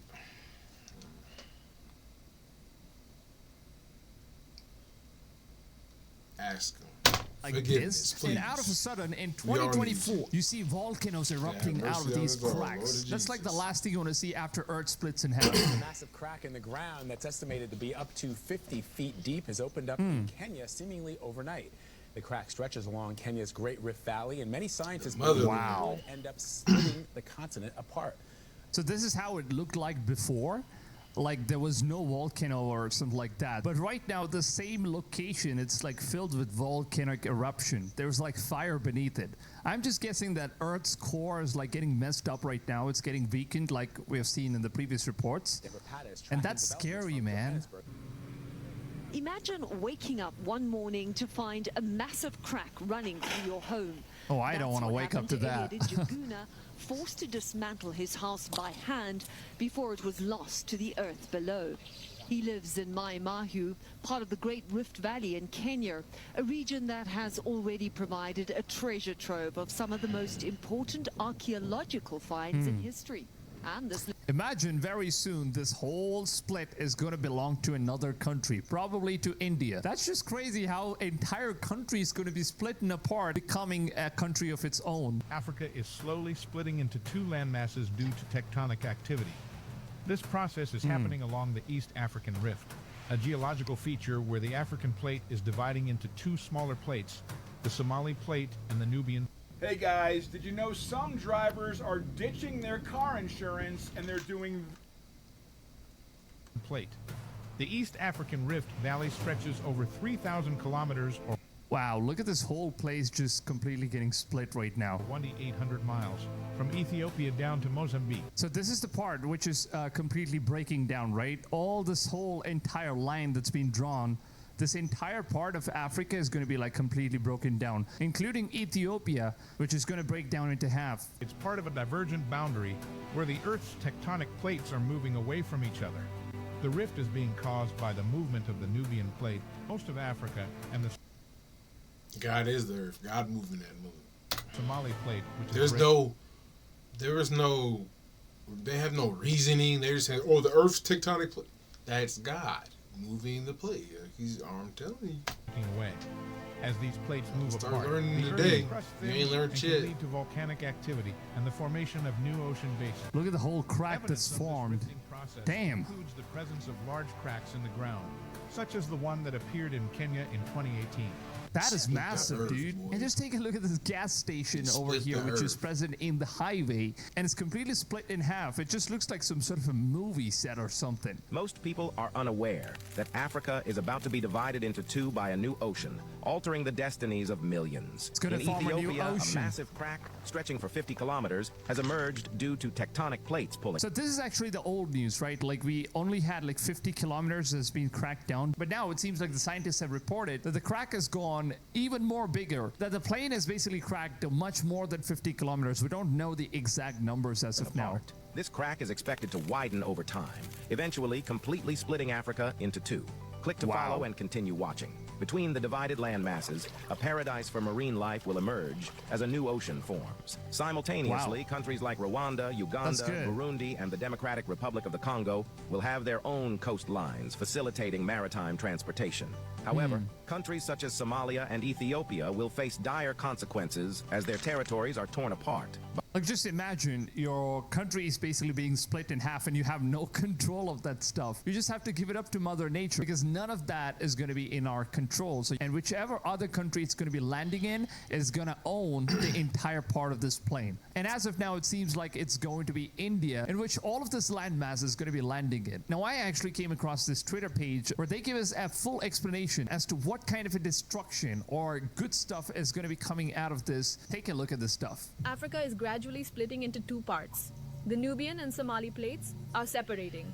This process is very slow, but its impact is going to be felt on our Earth as well. If the Somalian plates move towards India, its impact will not be limited to Africa only. There will be a terrible collision on the western coast of India. And just imagine, because of this collision, mountains higher than the Himalayas will rise.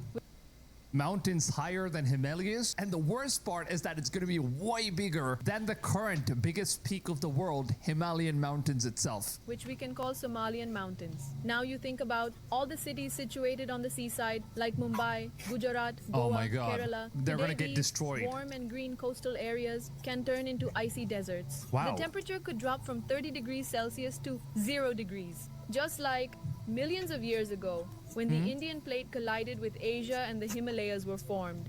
Wait, is that how Himalayas were formed? I just found this video which explains on how Himalayas were found. Oh, damn. So that's basically how the Himalayas were formed, like both the planes just collided together? Oh my goodness.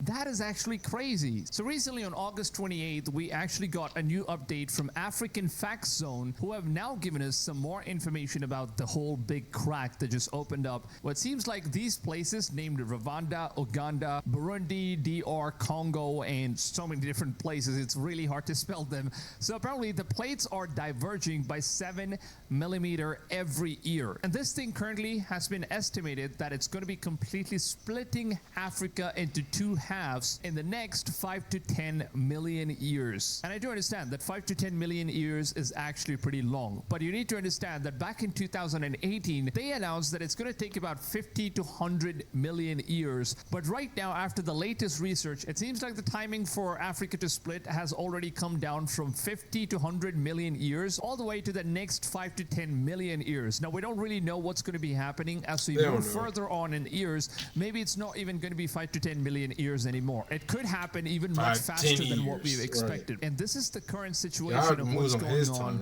in Africa. As you can see, this is the one highway which they seem to have repaired in order to run vehicles from one place to another. But eventually, this whole portion is going to be split out and it's going to be heading towards India. And obviously, we're going to ask... Isn't that crazy how scientists, these people can come up with an understanding, and then as soon as that understanding changes, then it's, oh, they come up with a different understanding, but it's always a new understanding of why something happens. But as soon as they say, like, oh, it's gonna, let's say it's gonna rain tomorrow, and it doesn't rain, it's like, oh, well, it didn't rain because they find a new understanding of why. Like, but nigga, you don't fuck, man, I don't hear that shit. Help.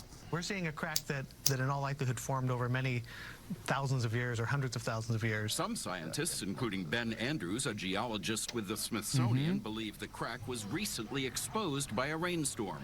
But he says it was created by movement of the Earth's tectonic plates, sections of the Earth's crust that move about 1 inch a year. Africa is splitting in two. Here's how. Billions of years ago, the world looked completely different. All the continents we know today were once part of a single massive supercontinent called Pangaea. So when the Earth was created by God, does this mean that everything was just like one part, and then over time, there's like all this heavy rain or storm or whatever it was. They just split apart, and now it's being ruled by all different leaders and nations and all that stuff. To break apart. And why is it happening again? You see, Africa sits on two tectonic plates, the African plate and the Somali plate. These plates are slowly pulling. So that would be crazy. That, imagine, so I just get these weird feelings sometimes, but imagine, like, okay, they're saying the earth was all together, but imagine God split the earth to separate the people because he wanted, you know what I mean? Like they were probably getting into it or whatever the case may be. So they had to separate the people by putting people here and here, splitting them off, and then niggas start taking boats over here and still bringing the bullshit back. Like maybe the North America was the promised land or something. Like this was the land that was supposed to be peaceful for our people. And they came over here with the bullshit. Like, man, I don't know. Away from each other, creating dramatic changes over time. Wow. But who all will be affected and how soon? Well, this split, known as the East African Rift, stretches over 6,000 kilometers from Ethiopia to Mozambique. And in Ethiopia's Afar region, massive cracks have already...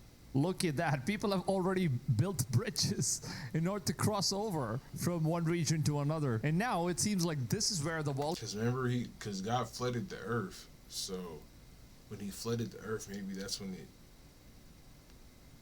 changed. Who knows? Volcanoes are coming out of. It's going to be a tough call, even when you're trying to cross the path. All of the bridges that they've built so far, it's going to break down, and there are going to be like fires coming out of this place. Damn, that's like a scary show, man. It looks like a movie entirely. Although the rift is expanding at just 7 millimeters per year, the impact is massive over time. Scientists estimate that in about 10 million years, the rift will become so wide that a new ocean will form, separating East Africa. Here's another how-to video if your dreams are bigger than your funds and you don't know what to do. Have you ever dreamt of breaking free from the 9-to-5 grind? If so, Africa wow. from the rest of the continent. And also look at this. It also fits perfectly, like as if you're just solving some sort of a puzzle. But a lot of people have been wondering if it's going to stop here, or maybe it just collides here and then half of this part just stays here and then this one splits up, it goes and gets attached to India. And we never know. This could happen. Or it could also get stuck on the northern part, so there could be anything that's going to happen. And this right here is what's going on in Africa right now. Look at that stuff, man. Look at that stuff, man. This is like the half of the gas station and the other half is on the other side. That's crazy looking. Crack that just opened up. And we can already see there's like smoke coming out of it. Ago, the ground began to split open in Africa, with fractures opening up across different countries, even splitting a man's house into two. Wow. Since then, it's been obvious that Africa is undergoing a continental rift. Such a rift occurs when a continent is set to break into two or more. When this happens, New continents, islands, and oceans will be formed, and our world will never be the same again. That's one of the most scariest things that I've ever seen so far, because it seems like it's not just Africa that's going to get affected. A lot of different countries are also going to get affected. But at the same time, they've also said that the core of the Earth is going to be much more weakened, and most probably that's going to cause a lot of volcanic eruption, not just in Africa. And although it's going to take like 5 to 10 million years from now, I think it's all going to be depending on the kind of speed in which the crack just keeps expanding. But as of now, it seems like, the crack is only expanding in a very tiny portion. But we never know, man. It's nature, and nature is never predictable, that humans can't even predict. And honestly, guys, I would love to hear from you guys. What do you think about everything that's going on in Africa as of now? And if at all this makes a split, do you think that India is going to be keeping this land? Or are we humans even...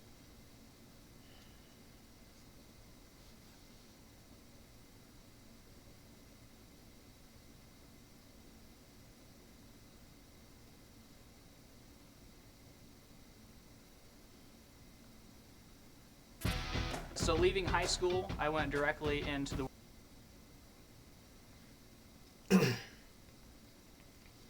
Why we are going live now to Sydney, Australia with News Nation special correspondent Ross Coulthart. Ross, it's always so good to see you. Thanks for making the time.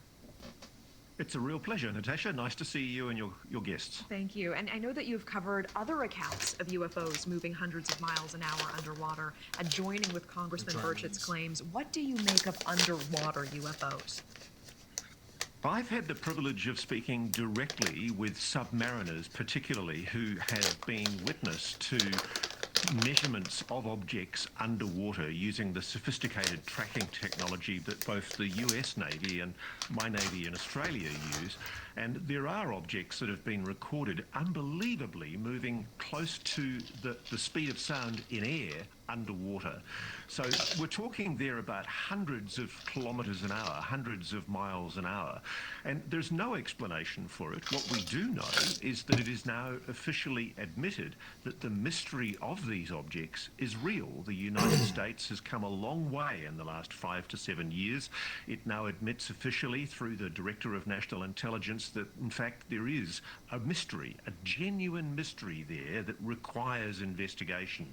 And so now under the new administration, under President Trump, there's a big push on privately behind the scenes to get the claims of people like Jake Barber, the guy that I interviewed on News Nation a few weeks ago, who exclusively revealed his knowledge, direct first-hand knowledge of the existence of a retrieval program, an underground retrieval program involving alleged alien technology. Incredible allegations, I know. But what's interesting is there is now engagement at the top levels of the Trump administration and also in the Congress. People want to hear more, and they're asking questions. And let me ask you about that, because I know Jake Barber revealed that he has met with then Senator Marco Rubio's staff about the UFO retrieval program he says he was a part of. And of course, Rubio is now Secretary of State. What does this mean for the future of UFO information? Do you know anything about this? No, that's what we're all hoping to find out. In fact, Congresswoman Anna Paulina Luna has flagged that this week she's got a big announcement coming that she says is bigger than UAPs, which we're all waiting breathlessly to hear. And the speculation is that it might involve some decision about declassification of some of the more intransigent government secrets, particularly UAPs. We just don't know. I think one of the issues for incoming administrations, I think, is they're often not told until they get into office what the secrets really are. And the president has been quite upfront about his determination to reveal what can be revealed about UAPs. As you know, I did an interview with Don Trump Jr. a few weeks ago, and he's obviously very engaged with the subject. I've had more conversations with people in the Trump administration since, and I've had reach outs from people in defense and the intelligence community who frankly tell me that they think it's time the American public and indeed the world was told told what the US really does know about UAPs.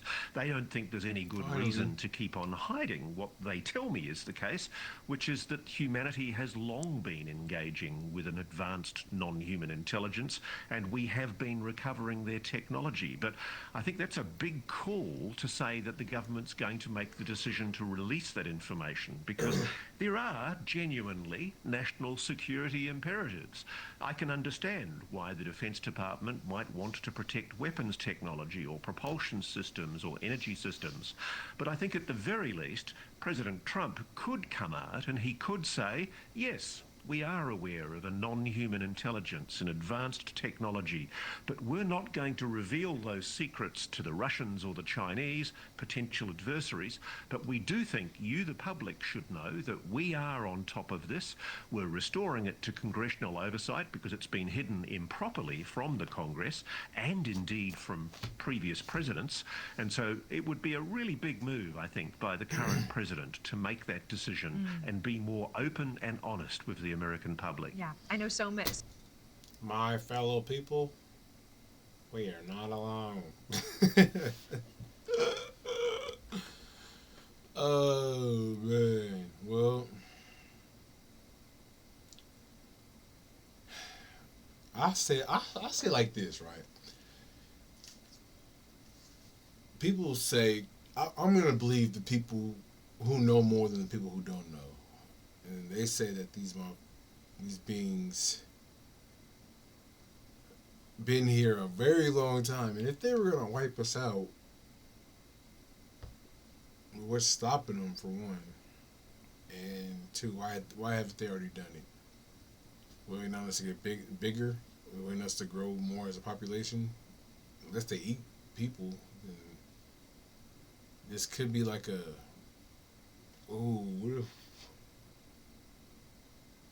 what if we're the farm? What if we're the farm for aliens? That'd be crazy, right? I don't think so. I don't really think so. But that'd be crazy. Like, we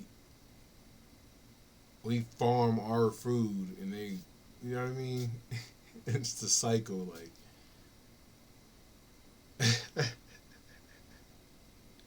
And that's why people get abducted. It'd be dinner time. But I feel like if that was true, a lot more people would be abducted. There'd be a lot more sightings. There'd be, you know what I mean? It wouldn't.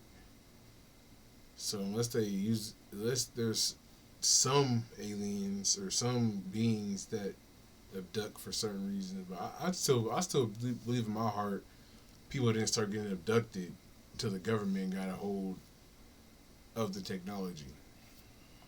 That's all I'm saying. Like, you didn't hear stories about aliens abducting people until like the 1950s when they say the government got this technology. So, I don't know. And there's whistleblowers saying people were being abducted by the government using alien technology, acting as fake aliens. I don't know what type of fake alien they had, robots or whatever they had, whatever they engineered up. I have no idea, but there's people saying this, so they had to be. This has to come from somewhere. Like, shit ain't made up, bro. So I thank God I am blessed because I haven't had to deal with none of that. I haven't had to deal with no government, no secret agencies, nothing. That I know of. I don't know. People say your mind gets white, but shit.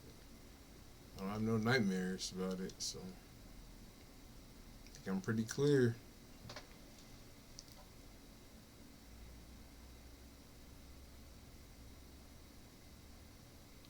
That guy's kind of funny. There is electromagnetic energy in that pyramid between 200 and 600 meter wavelengths. In Atlantean times, we knew that everything was mined. giants have been found in the Midwest. The father was not Homo sapien. They traveled and circumnavigated the entire planet. They may have even been interplanetary. Ishi no Hoden.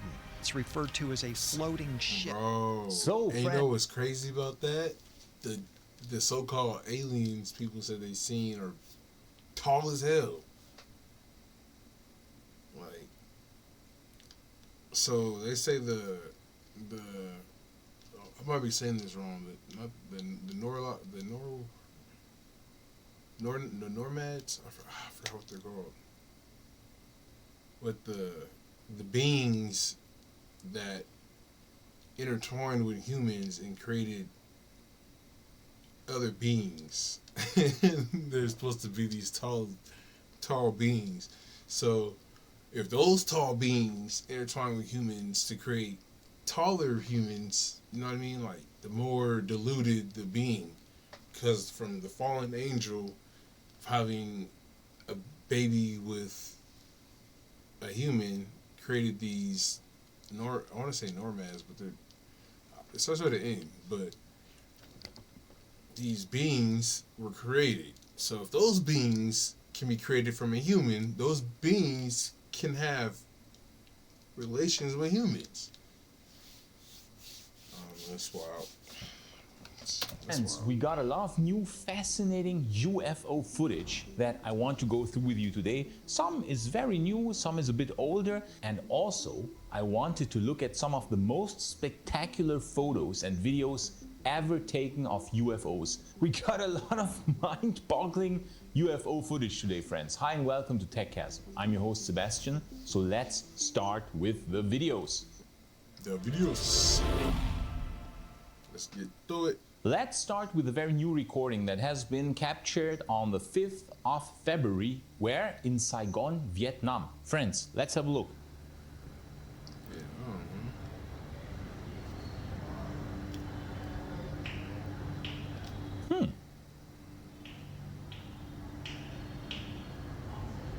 That's an unusually bright object.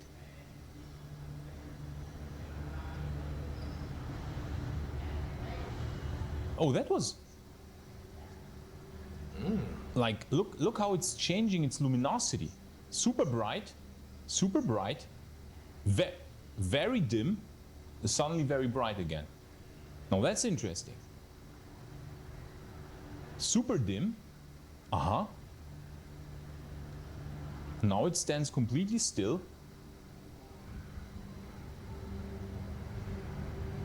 It looks to be quite far away, okay? It's not really above this palm tree here. This is just perspective, but it looks to be quite far away in the distance. Still hovering, still. Still hovering. Is it going to do some... Oh! So it gets super bright again and starts moving. Wow. Oh my. Oh, and the person recording is in the end like, oh my God, what did I just see? Probably like he's thinking like, what the hell was this? So it seems to be an unusual object, or else the person wouldn't have recorded it and wouldn't have said like, oh my God. Like, yeah, it is unusual. Like, look at the changes in luminosity, how bright it starts, how very bright it is, like compared to these stars here. I assume this here is probably a star, okay? Here we can also like see a star flickering. Here we can see a star flickering. Here's a star. So he's recording with a very good camera. But this is much brighter than the rest. And like, look at the change in luminosity. Like, this is crazy. What the freak is this? So a drone, this would be unusual for a drone. Let's say this would be unusual behavior for a drone. But yeah, I don't know. It's very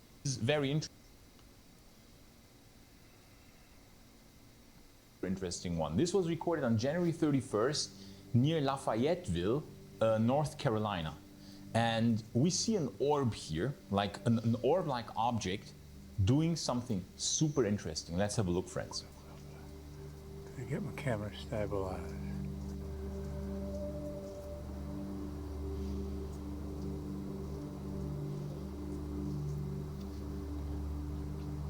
Wow. Okay. Okay.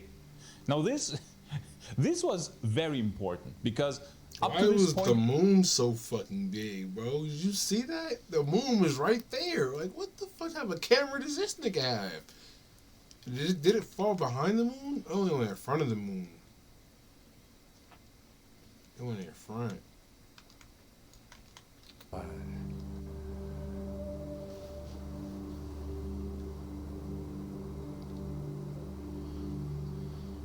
Like, nigga, look at that.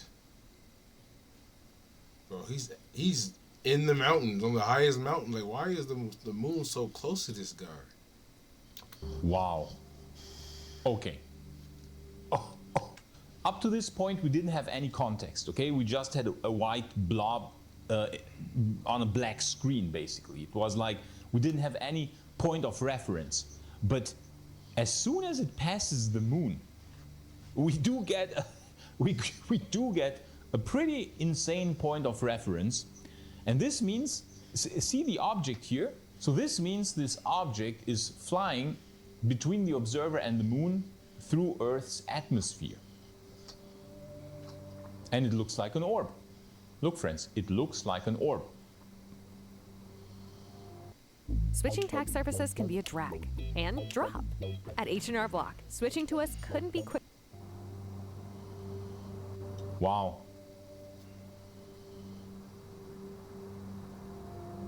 What the heck? The fuck? What is it doing now?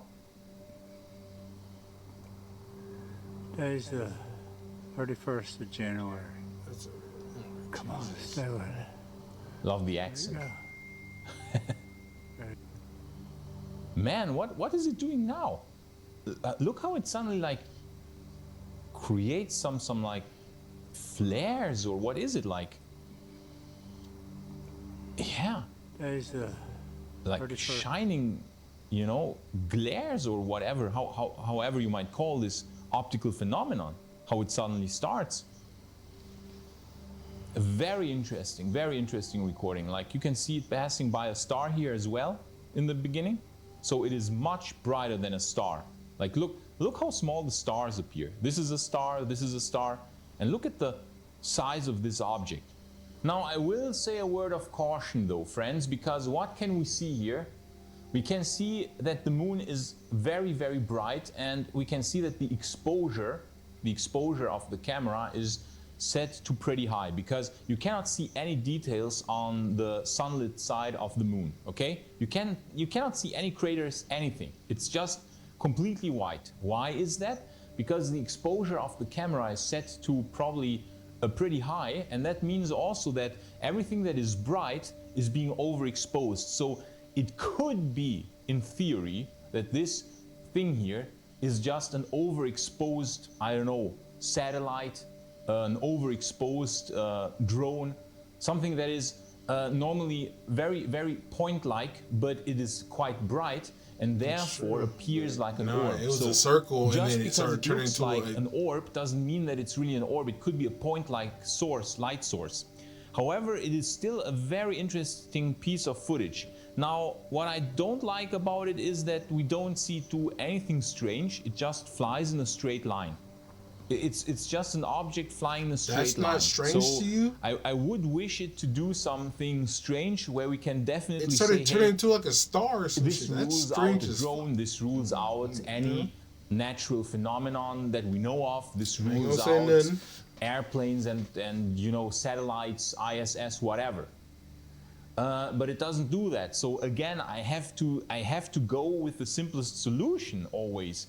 That is that this is an overexposed object, okay? The exposure is high, and that it therefore looks like an orb, but it could be a drone or something, you know, like the ISS. But friends, just because it doesn't do something anomalous doesn't mean that it's not an orb. It could be a real orb. It could be one, okay? That is always the insanity of those videos where we are like, okay, it could be a real orb, meaning a posted pic drone.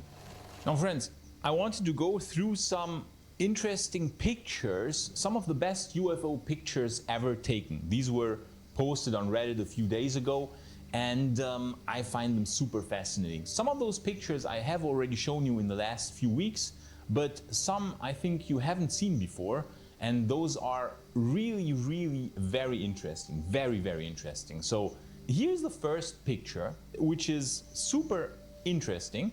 You can see a lot of branches here, and this was taken supposedly in 2003 in Wisconsin, near the city of Weyauwega, or however you pronounce it, Wisconsin. And this was supposedly taken in winter time, and the person who took this fossil, Jesus, boy. Look at this. Wow.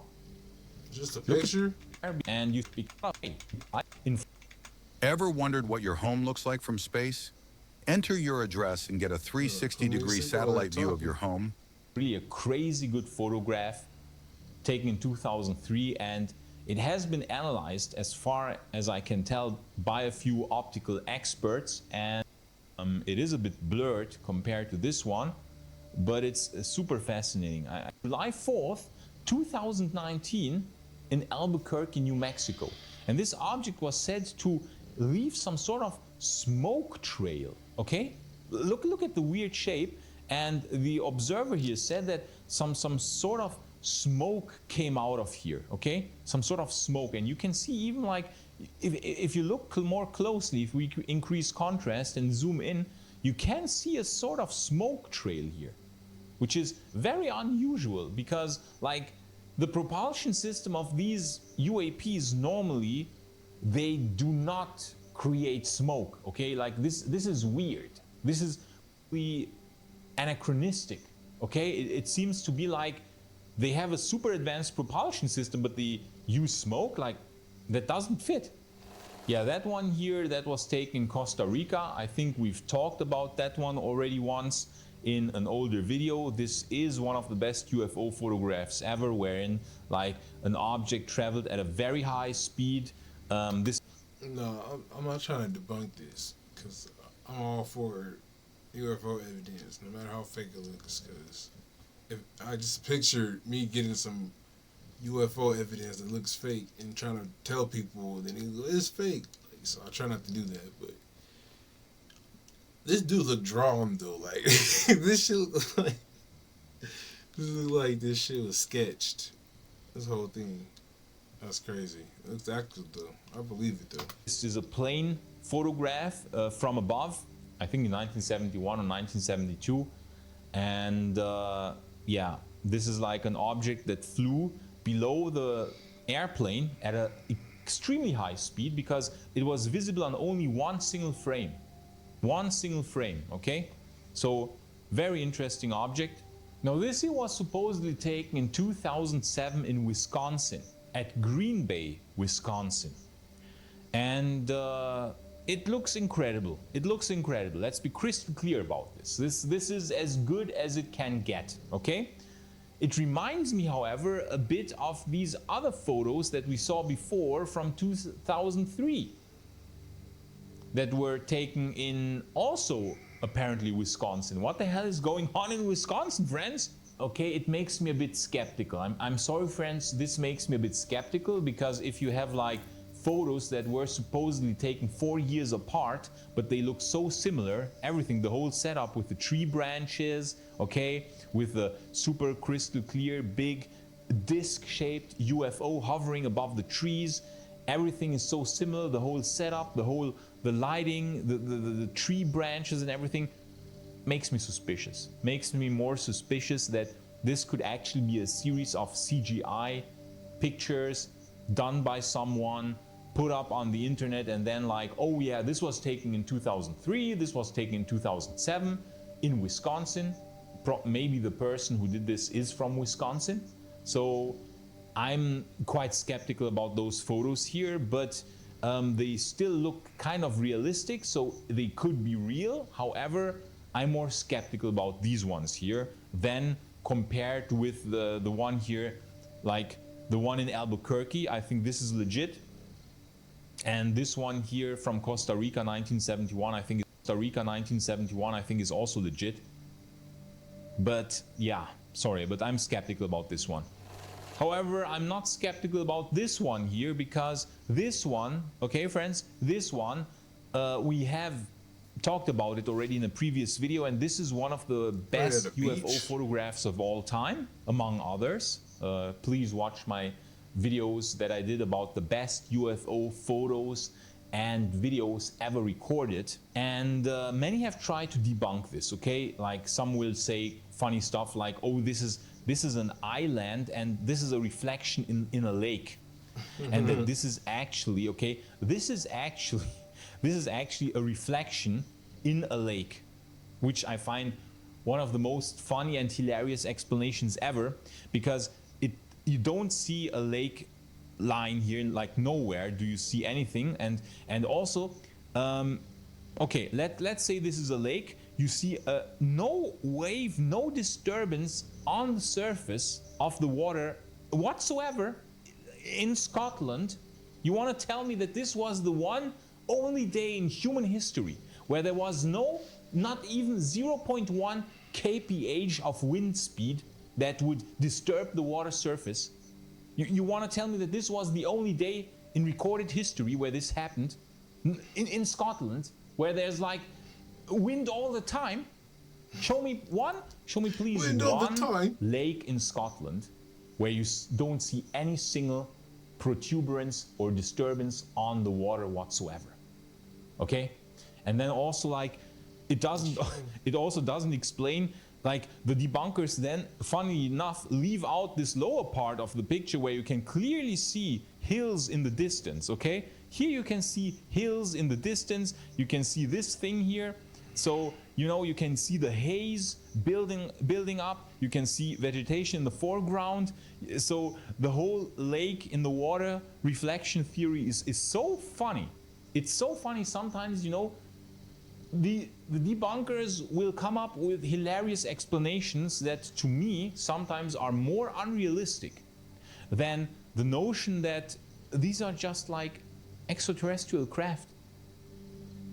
I find this notion more believable and realistic than many of the debunkers' hilarious arguments, okay? So I think this is one of the best photos ever, and you have very important context with this jet fighter here. And apparently there are, okay, so apparently I think James Fox has investigated this photo, the famous documentary filmmaker, and he said there are actually 6 photos in total. 6 photos were taken in total of this object, and the other 5 photos are missing.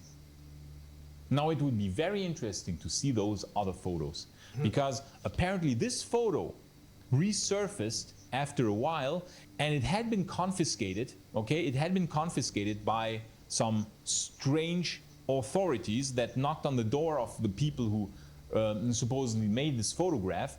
And so all photos had vanished, but this one photo was somehow leaked and came to a newspaper, okay? And then it was like put up onto the newspaper, and that's how we got it. But the other 5 photos, unfortunately, are still missing.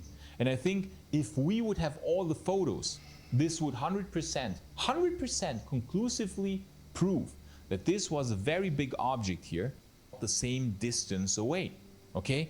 Much nearer than those hills in the distance.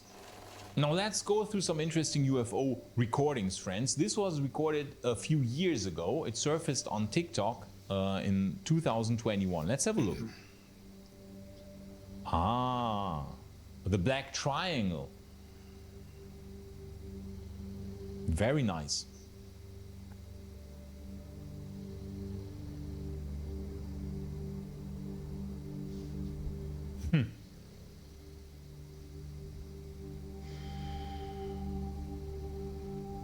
Very fascinating. You can see the triangle shape, or almost like a pyramid shape.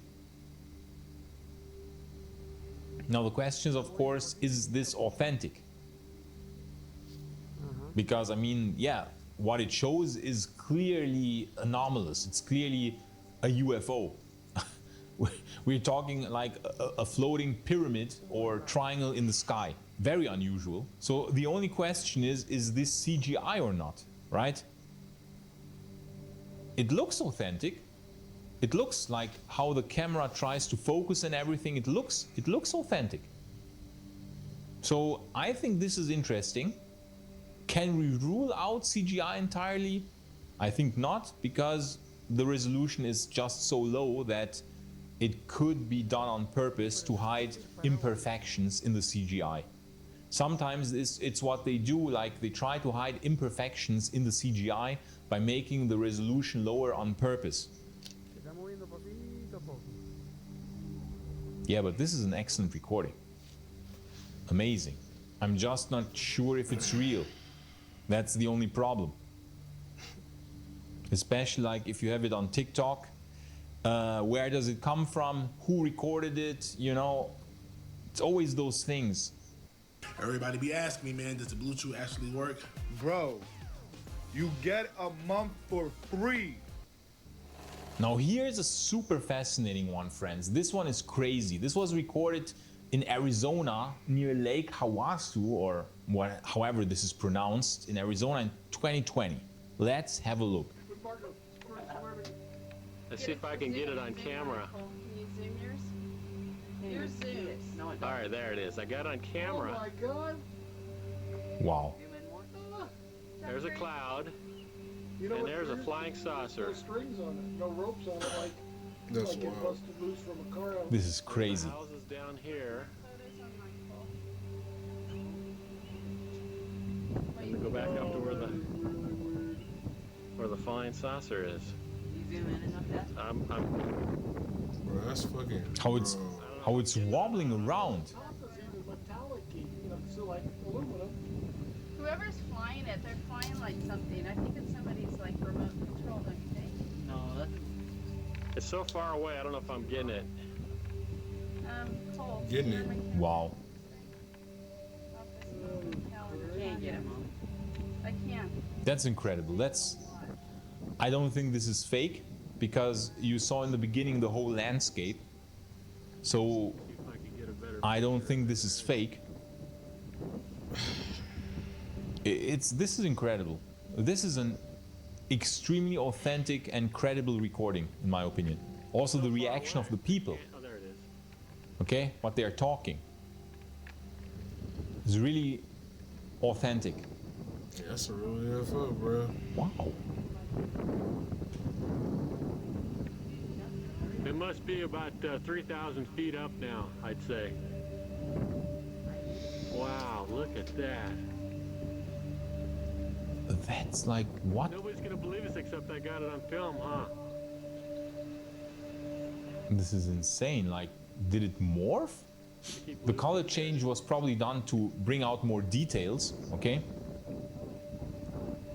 But yeah, look at it. Look at the level of detail. There goes a jet right. Wow. Well, a little higher. Look at this. This establishes another point of reference, okay? So you see the airplane. You see an airplane passing by, and the airplane is going around, shaking around exactly in the same style as the UFO. Look at this. Okay? Hovers, shakes around. There goes a jet. See? Right by. The same movements. Well, a little higher. There's a jet, Wow. and there's the saucer. This is one of the best recordings I've ever seen. I swear. This is one Yeah, it's pretty good. of the most credible. This is one of the most credible and best UFO recordings I have ever seen. Now, we don't see it do anything strange, but it is a silver metallic disc flying, hovering in the sky, and you even have points of reference.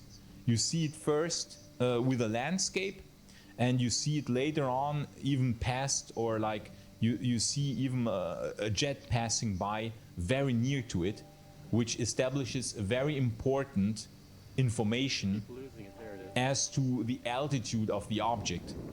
This is... It cannot get better than this. This is one of the best UFO recordings I have ever seen in my whole life. a little higher. There's the jet, and there's the saucer. Incredible, incredible. Go back up to where the flying saucer is. Look at it, like. I don't know if I'm getting it or not. Oh, the top is even metallic-y, so like aluminum. Whoever's flying it, they're flying like something. I think it's somebody's like. Incredible. Incredible recording. It's so far away, I don't know if I'm getting it. Cole, you know where my camera is on this thing? Wow. Can't get it. Yeah.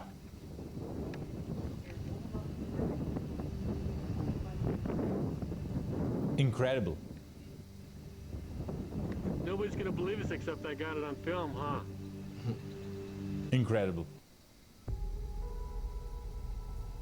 Capacitor course check is okay. So you can see there exist really compelling, very compelling photos and videos of UFOs. Therefore, I think UAPs are a real phenomenon, but you see that there exist, unfortunately, also many dubious ones where it's like, is it CGI? Yeah, kind of could be CGI, which is very unfortunate because that destroys the credibility of the other photos and videos which are, in my opinion, authentic. Because then people say, oh look, this is CGI, so everything else is also probably a fake. But this is not how it works. This is a straw man argument, right? It's like saying you have lied once in your life, so that means you are always lying. Every one of us, every single human on earth has at least once in their life lied. Fact, okay? Fact. But does this mean that everyone is always lying? No, okay? This is not how argumentation works. Just because you have some fakes, some UFO fakes, doesn't mean that all are fakes. That's what makes it complicated, and that's why we, from time to time, analyze UFO videos and UFO footage, friends, because I find the topic fascinating, and I do too. Very fascinating. Uh-oh. Hold on. So, what the what's going on? What did I click on?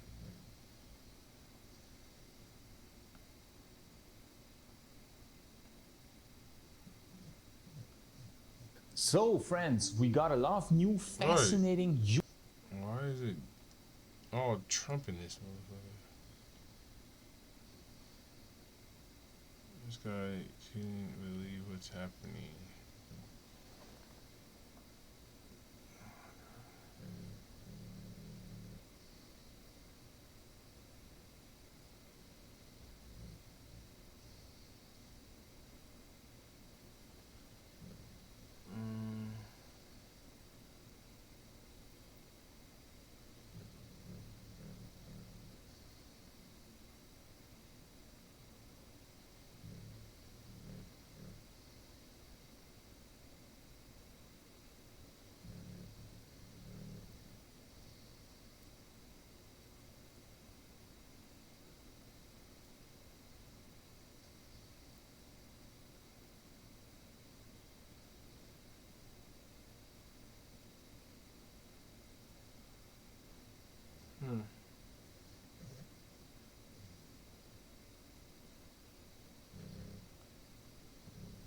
En Carl's Jr., cuando compras una Big Carl o un Spicy Chicken Sandwich, llévate otro, solo por $1. Well, I would say this, and I'm going to let that be because that's Israel's decision, but as far as I'm concerned, if all of the hostages aren't returned by Saturday at 12 o'clock, I think it's an appropriate time.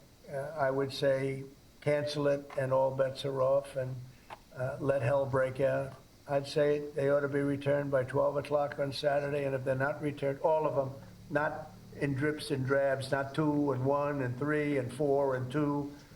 Saturday at 12 o'clock, and after that, I would say all hell is going to break out. And I don't think they're going to do it. I think a lot of them are dead.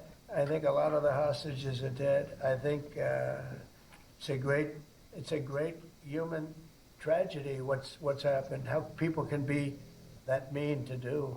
I mean, the one guy was laughing when a hostage, he thought his family was alive, found out the family was dead, and his captor, so to speak, his captor started laughing because he thought it was so funny. You know, this is a different group of people. No, I would say Saturday at 12, we want them all back. I'm speaking for myself. Israel can override it, but from myself, Saturday at 12 o'clock, and if they're not here, all hell is going to break out. You know, who knows? Are they alive? Are they not alive? But I saw the condition. When I saw the condition of the last ones that came out, and the women too, everybody. The one woman had her hand blown off because she was trying to stop a bullet being fired at her, okay? Kind of a situation as that. You saw her. I just think it's time to either you release everybody. They're not going to be alive right now. Based on what I saw over the last 2 days, they're not going to be alive for long. Saturday at 12 o'clock, and after that, it's going to be a different ballgame. Mr. President, when you say all hell is going to break loose, are you speaking about retaliation from... You'll find out, and they'll find out too. Hamas will find out what I mean. Mr. President, they're going to find out what I mean. These are sick people, and they'll find out what I mean. Saturday at 12 o'clock. Well... Okay. Thank you, sir. Next, this is an executive order relating to the use of paper straws.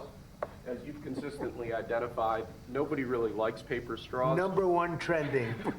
Can you believe it? A paper straw. It was number one trending for 3 days or something. The environmental impact of plastic straws versus paper straws is entirely unclear. This has cost both the government and private industry an absolute ton of money and left consumers all over the country wildly dissatisfied with their straws. So we're asking aspects of the federal government, federal departments and agencies to look at their existing procurement processes, and we're asking your Domestic Policy Council to look holistically at this issue to address it, and it really is something that affects ordinary Americans. Straws, nigga.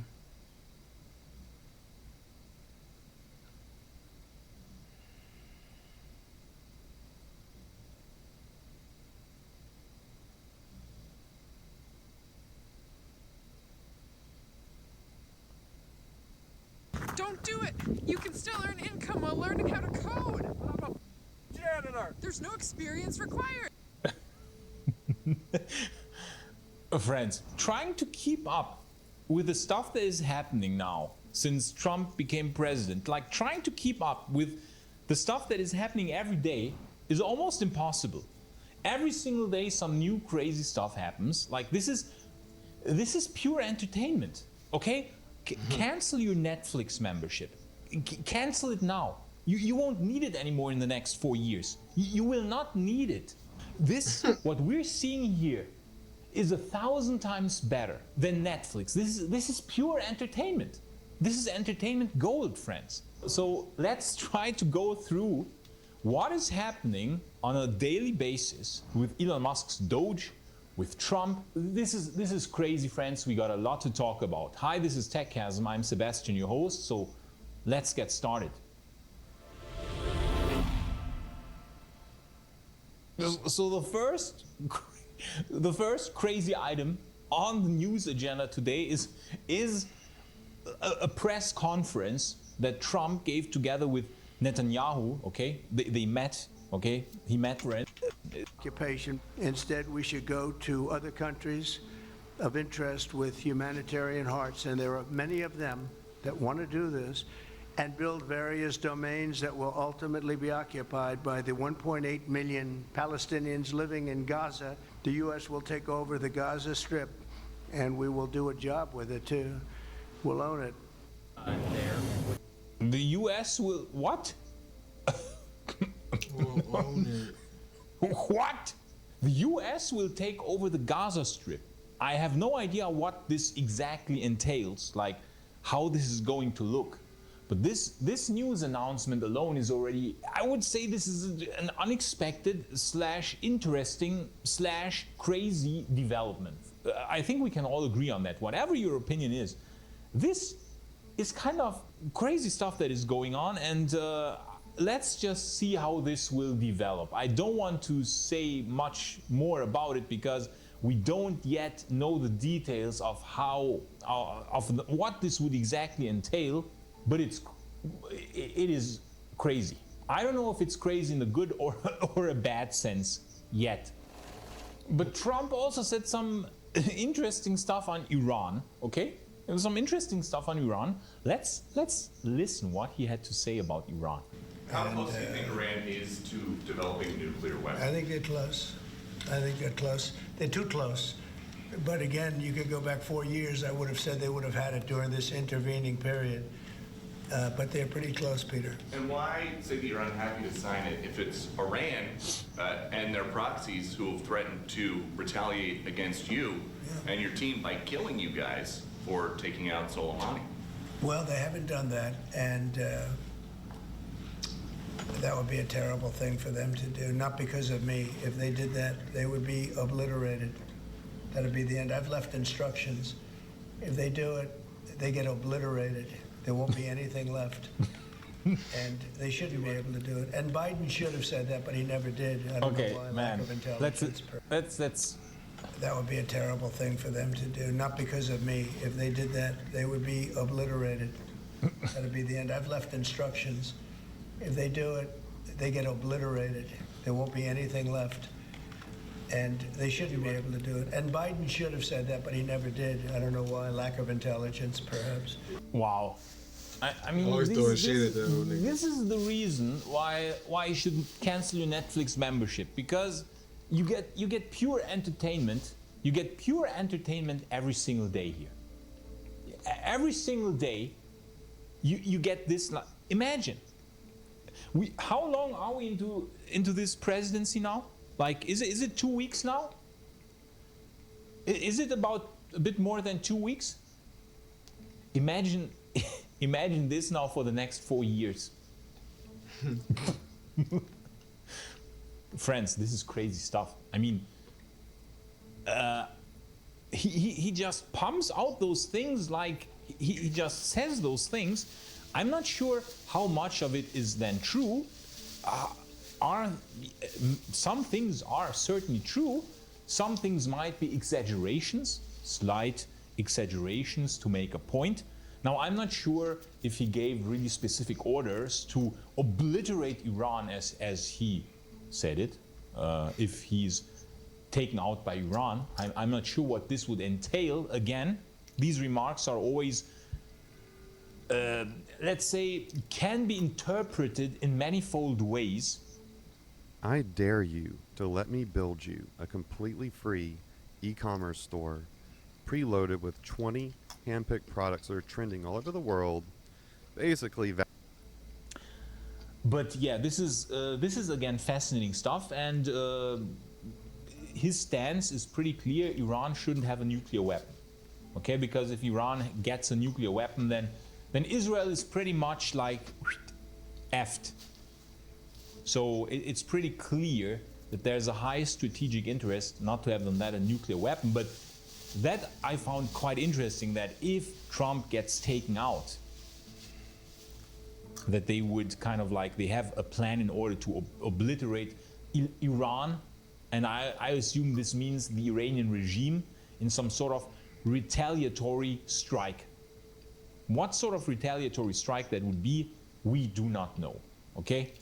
And yeah, interesting stuff, to put it mildly.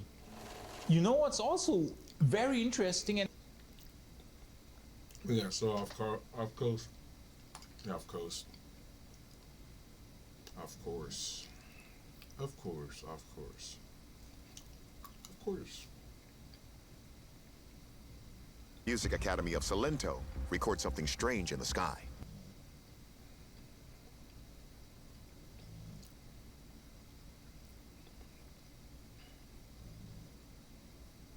What the heck?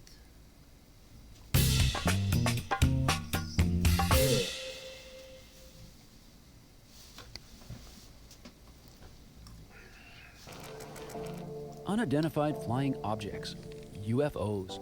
For decades, people in the Pacific Northwest have seen things in the sky that they can't explain. We saw this immense object in the field over there, with lights that were spinning, and it was something we had never seen before. It took up most of this valley, and it was just hovering. It was just hovering, and we were mesmerized. Gloria Bonacci and her friend Mary saw something too. We were walking along, and all of a sudden we looked up and there was an object. It seemed to come out of nowhere. And of course, we were scared and we ducked down in some tall grass behind a fence line. It was football shaped. It had made up stories.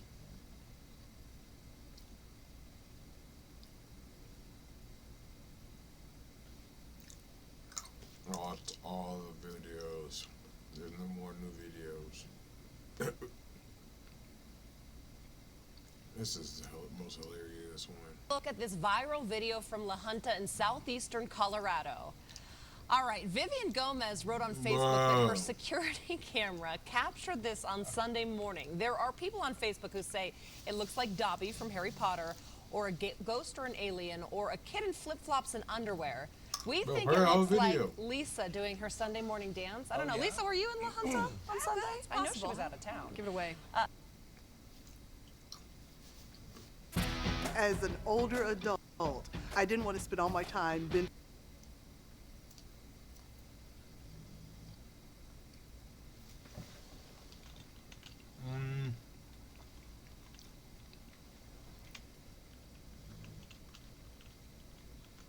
watching television. So I said, let me go back to school. I have a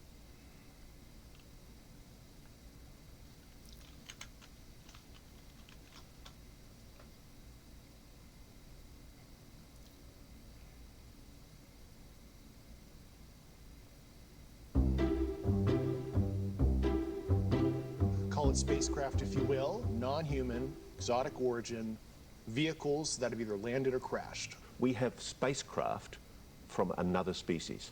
We do, yeah. How many? Quite a number. You're kidding. No. That is 36-year-old U.S. Air Force veteran and military intelligence officer David Grush. In an interview with News Nation, he said the U.S. government has a top-secret program and has found and retrieved wreckage of fully intact UFOs. I thought it was totally nuts, and I thought at first I was being deceived. It was a ruse. People started confiding in me. They approached me. I have plenty of current and former senior intelligence officers that came to me, many of which I knew almost my whole career, that confided in me they were a part of a program. They named the program. I've never heard of it. And they told me, based on their oral testimony, and they provided me documents and other proof, that there was, in fact, a program that the UAP task force was not read into. In other words, it was kept away from Grush and his task force. He has filed a whistleblower complaint saying he gave the information to Congress and the intelligence community's Inspector General. The Inspector General has called Grush's complaint urgent and credible. If you're telling us the truth, everyone, the entire American public, has been lied to for decades. Yeah, there's a sophisticated disinformation campaign targeting the U.S. populace, which is extremely unethical and immoral. The U.S. government has acknowledged incidents with unidentified flying objects or unidentified anomalous phenomena, UAPs, that cannot be explained. A few years ago, the Pentagon released these aerial encounters. Look at that thing. It's rotating. The objects captured on military pilot cameras and radar defy our understanding of physics and propulsion. My gosh. They're all going against the wind. The wind's 120 knots from the west. But David Grush, who is highly regarded in the U.S. intelligence community, is the first official to state definitively, and now on the record, that alien life, extraterrestrials, are here. An official intelligence representative at a high level from the U.S. government is saying publicly, we are not alone. We're definitely not alone. Absolutely, the data points empirically that we're not alone, yeah. Do we have bodies? Do we have species of Well, naturally, when you recover something that's either landed or crashed, sometimes you encounter dead pilots. And believe it or not, as fantastical as that sounds, it's true. Grush acknowledges he has not seen the photographs of the debris himself, but he insists he has spoken directly to countless military intelligence officials and has copies of their classified reports and top-secret documents. He says he is stepping forward because the military continues to hide these programs and lie about them to the public and to civilian leaders. A few years ago, President Obama, on a talk show, spoke about UFOs. There's footage and records of objects in the skies that we don't know exactly what they are. We can't explain how they moved, their trajectory. They did not have an easily explainable pattern. However, Mr. Obama also added this. That when I came into office, I asked, right? I was like, all right, is there the lab somewhere where we're keeping the alien specimens in spaceship? They did a little bit of research, and the answer was no. And consider this. A science writer and a skeptic of the UFO claims noted to News Nation that whistleblower David Grush does not have any direct knowledge or firsthand experiences. He's not someone who worked on any of these programs. He said he didn't see any photographs of it. He's not actually seen these things. He's talked to people. And we know there are people who think they've worked on programs. There have been people coming forward for many years. It never actually amounts to anything. And it's quite possible that people have become convinced that they're working on programs like this simply because reverse engineering programs of crashed things are actually real. And you can very easily see how people working on a program like this could come to believe that they are actually working on UFOs. And there are real efforts to try and identify mysterious objects. However, the U.S. military keeps things so compartmentalized that most people never get the big picture because the entire investigation is classified. Who is that dude? Kudos to News Nation for how they've handled this story, and respect also to former Air Force intelligence officer David Grush. He is a courageous man who is committed to government transparency and integrity, and his efforts, including his public interview, have already had an immediate impact. The House Oversight Committee is planning hearings on the U.S. military and intelligence community's programs into UAPs and UFOs, and Grush's allegations will be center stage. A dark object moves across the sky near a U.S. Navy stealth ship before suddenly veering into the water and disappearing. What was it? What happened? Well, that's what unfolds in a recently leaked video of an unidentified flying object, UFO, spotted off the coast of San Diego. Watch.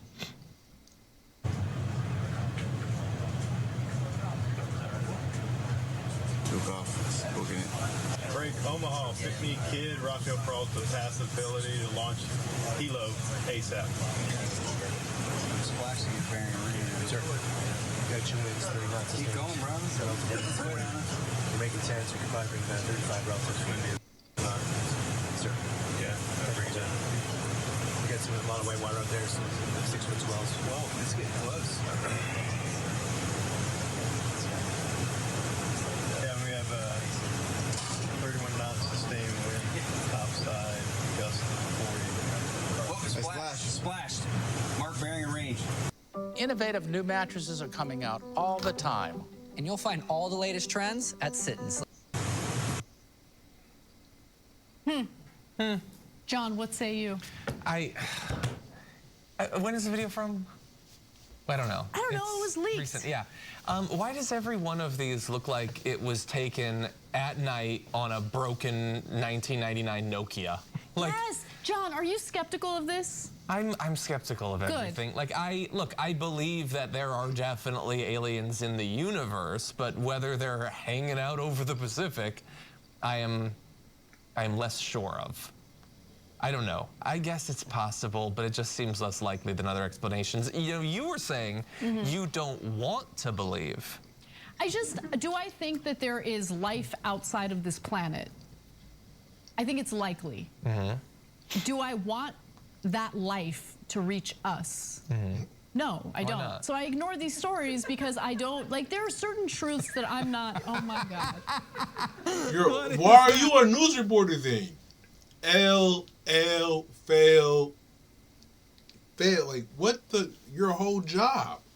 You're not supposed to be biased at all. You don't want it to be true. You don't want it to happen.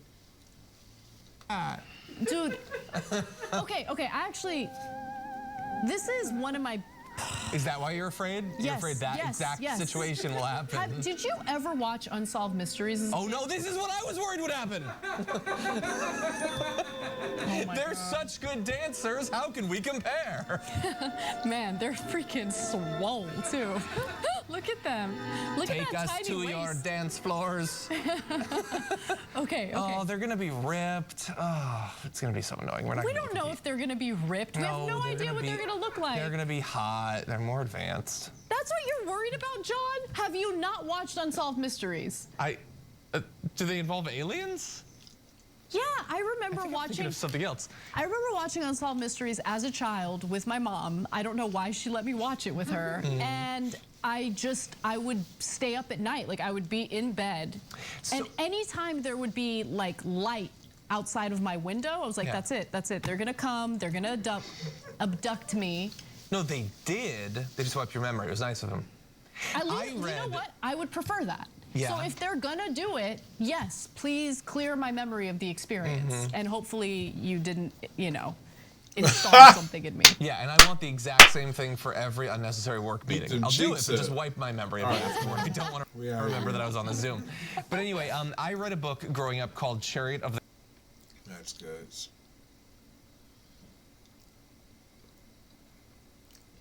Well, I mean, you could be biased. You can even be blind to the fact. But the fact is, there's something up there, and we don't know what it is. So, to not say it's probably not aliens, all right, I get you. Okay, cool. It's not we don't know if it's an alien or not. But just to dismiss it all in general, that's crazy. There's definitely something up there.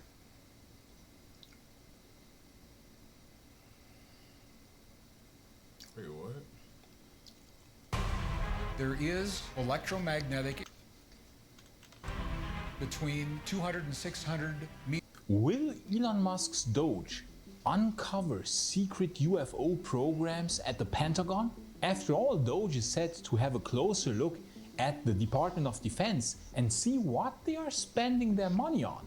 Then Elon Musk's Doge might have a thing or two to say about NASA's SLS Space Launch System rocket, which Boeing has informed might also be on the chopping block. There's quite a lot of interesting stuff you see that we have to talk about today, and of course, we also still want to take the time to review a bit of unusual UAP footage, friends. Yes, we sometimes do this on this channel. Don't ask me why, probably because UAPs are interesting. Hello and welcome to TechCasm. I'm your host Sebastian, so let's get started. Okay, so yesterday News Nation dropped this news segment here. So let's have a listen because I found it highly interesting and it might be relevant to UFOs, believe it or not. During that press conference with the Japanese Prime Minister, President Trump also said that he has directed Elon Musk to target the department with the most discretionary spending in our budget. That would be the Pentagon. We're going to be looking at Department of Education. We're going to be looking at even our military. We're going to be looking at tremendous amounts of money, Peter, being spent on things that bear no relationship to anything and have no value. We're talking about trillions of dollars. It will be, in the end, trillions of dollars being absolutely wasted and perhaps illegally. It's worth noting that the Pentagon has failed to pass a clean audit since it became legally obligated to do so in 2018. Its budget is close to $1 trillion, but how is Trump going to square this pledge of cutting the bloat at the Pentagon with his pledge of building up the strongest military in the world? Let's go right now to News Nation's Robert Sherman. Okay, so that's interesting, and I really wonder if Doge will manage to even get access to all the spending that has taken place in the Pentagon, because we know that if there are those secret UAP reverse engineering programs that have been talked about so often in the last years now, that whistleblowers come forward more and more and say like, hey, there are these secret reverse engineering programs going on at the Pentagon. If that is really true, might Doge be able to find something in these Pentagon spendings? I'm just wondering. That would be highly interesting. Now, I think the chance that Doge will find something, honestly, I don't think are super high, because they will certainly not write something like money for secret UFO program. They will find some payments for, I don't know, secret material science program or secret radiation program or whatever. They will use fancy words, of course, to hide the true nature of these programs. Also, we shouldn't forget that according to some whistleblowers, or to many whistleblowers, these UAPs, if they do exist, are probably stored somewhere with private companies such as Lockheed Martin. And if they are nested within private companies, it will of course be super difficult to find where exactly the money went.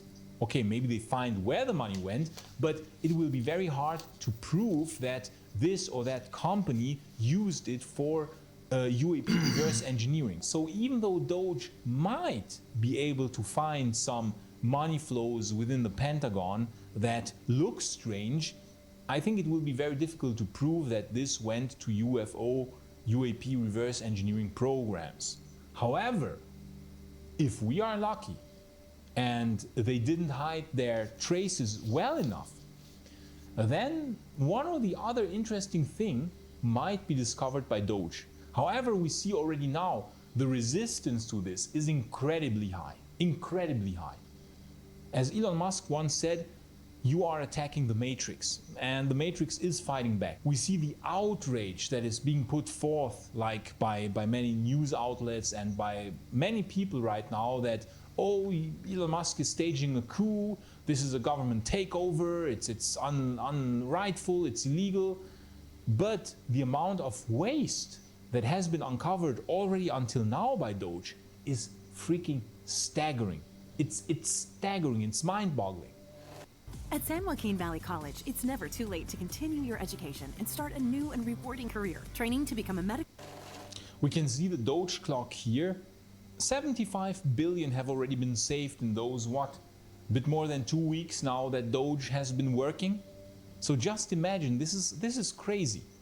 So if Doge continues like this, the US deficit clock might actually reverse its course and get smaller, and this is what we would actually want to see. But of course, the outrage, this is unfair, this is not good, and Doge is facing many challenges and problems, so I wonder if and to what extent Doge will even be able to audit the Pentagon. As the reporter said here before, the Pentagon has failed its audit for, I think, the 7th time. I mean, yeah, I think that says everything. So it will not be easy, friends, even with Doge, to uncover secret UAP reverse engineering programs, but I would say it's not impossible. And it's certainly the best chance we've had until now to look where the money is actually going and where the money might be vanishing. And those parts where the money is vanishing in very big numbers for unknown reasons, this is where we should look for UAP reverse engineering programs, in my opinion. Now, for those people of you that are interested in spaceflight, and I think people that are interested in UFOs and UAPs are very often also interested in spaceflight, because those things, after all, might come from an extraterrestrial or multiple extraterrestrial civilizations. And if you are interested in spaceflight, then you certainly might have heard about the SLS rocket, which is NASA's moon rocket, NASA's space launch system that has been in development for, who knows, 10, 15, 20 years at this point, has flown successfully only once, unmanned, and costs $1 billion for each launch and is thrown away every time in its entirety. It's basically a relic from the old days, from decades ago. It's basically just a rehash of the Saturn V rocket and the space shuttle, and is basically a huge waste of taxpayer money because it is so hilariously expensive and so hilariously inefficient that it's a running gag at this point. Everyone is making fun of the SLS because it is extremely, extremely wasteful. And so now, of course, voices are getting louder that Doge might slash even the SLS rocket, and Boeing has sent out emails to their employees who are working on this SLS rocket that NASA might terminate these contracts for the SLS rocket because of Doge. Now that would be highly interesting in my opinion, and I think I was calling for canceling SLS for, I don't know, many years now, okay? Many years. It was a joke from the beginning. It was a completely unnecessary waste from the beginning. You could have landed on the moon years ago using Falcon Heavies. You could have used Falcon 9s plus Falcon Heavies to land on the moon already with existing hardware. Robert Zubrin made a very good point about that. You could have done that years ago with the Moon Direct plan as laid out by Dr. Robert Zubrin. So we could have landed on the moon years ago, but of course Congress forced to use this outdated and hilariously, ridiculously wasteful SLS rocket, and that's why the American space program has gone exactly nowhere in the last 10-15 years. And now that we have really excellent alternatives, now we have the SpaceX Starship, now we have even the new Glenn rocket by Blue Origin, now we have the Vulcan rocket. So we are starting to have really excellent alternatives to the SLS. So I personally think it would be great to cancel the SLS rocket, but of course it remains to be seen if the rocket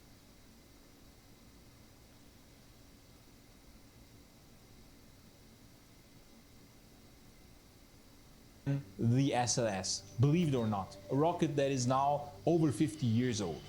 Now, before we get to interesting UAP footage, I would first like to talk about that piece of UAP footage that we reviewed in the last video. And I want to say that I was talking complete BS, okay? Forget everything that I said. Forget everything that I said in the last video. It was BS. This thing here, which looks very impressive in the beginning. Let's look again. If you or a family member experience property damage, a physical injury, or lost business in... You see? It looks like a metallic, very impressive object, flying saucer in the sky, right? And I was pretty impressed. Turns out it's probably a UFO balloon, friends. It's probably a UFO balloon because such balloons do exist, and actually this video has been debunked already, and they found out that this is most likely a balloon, which would also explain why it's wobbling around like this in the wind. And also the problem is here, you don't see it doing anything extraordinary. You don't see any one of the 5 observables, okay? You don't see any sharp maneuvers, any zigzag maneuvers, instantaneous acceleration. You don't see any of that. So I was a bit too hasty the last time. And you see, that is why. You see now what happens if you are not strict enough with UAP footage. Okay? You see now what happens when we are not strict enough. I'm sometimes also not strict enough, which reinforces my belief that we should be ultra strict. We should be brutally strict. We should be the most brutal debunkers, even as people who think that there might be something real behind UAPs. Okay? Even as such people, we should still be brutal debunkers, because that one time when we are not strict enough, then that stuff happens and we are like, okay, we weren't strict enough, and we said, oh wow, this is so amazing, this is an amazing UAP, and then the debunkers will make fun of us, and they're like, oh, you fell for that balloon, you were completely fooled by that balloon. So this proves that you're always wrong, and this proves that UAPs/UFOs are a complete joke. Okay? That is the argumentation. So that is why normally I will be always super strict with UFO footage. that one time, last time where I wasn't strict enough, you saw what happened. So I apologize, forget everything I said. It was complete BS. This thing here is very likely a UFO-shaped balloon because, of course, people have nothing better to do than to build giant UFO-shaped balloons, because of course they do, of course. That is, friends, why we should be always super strict with any kind of UFO footage. New Zealand, friends, let's have a look.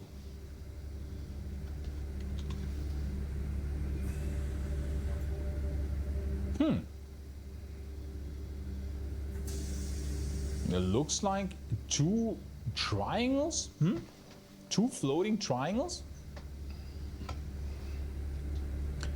But the thing is this, what have I just said? What have I just said? If we do not see any one of the 5 observables, meaning instantaneous acceleration, fast zigzag maneuvers, morphing, shape-shifting, or transmedium capabilities and such things, if we don't see that, then we must assume the most simple answer. And for me, again, the most simple answer is that these are some sort of kites, okay? Some sort of kites, or triangle-shaped balloons, friends. Triangle-shaped balloons.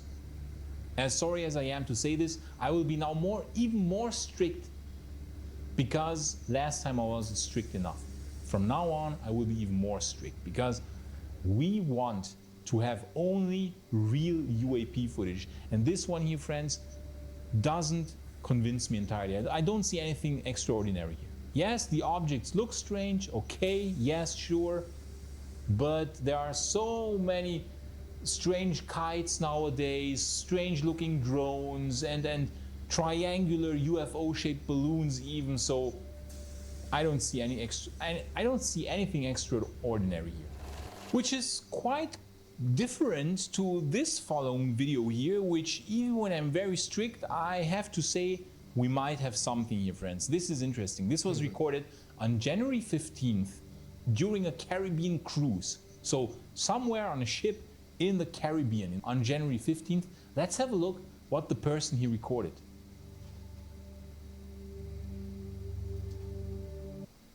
Why don't you own an apartment building? And I'm serious right now. Let me show you a path that could change your life, your financial future. My name is Tyler Devereaux, and I'm going to show it. Wow. Wow.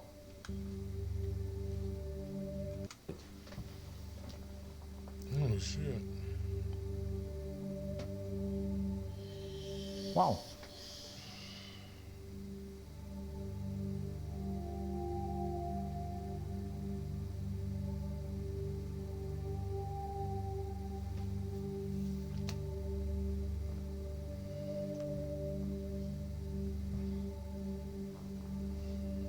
Wow. Crap, Charlie horse. This looks really interesting.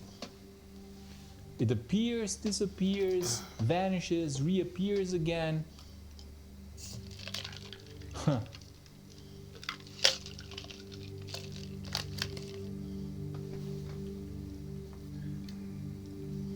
Fascinating.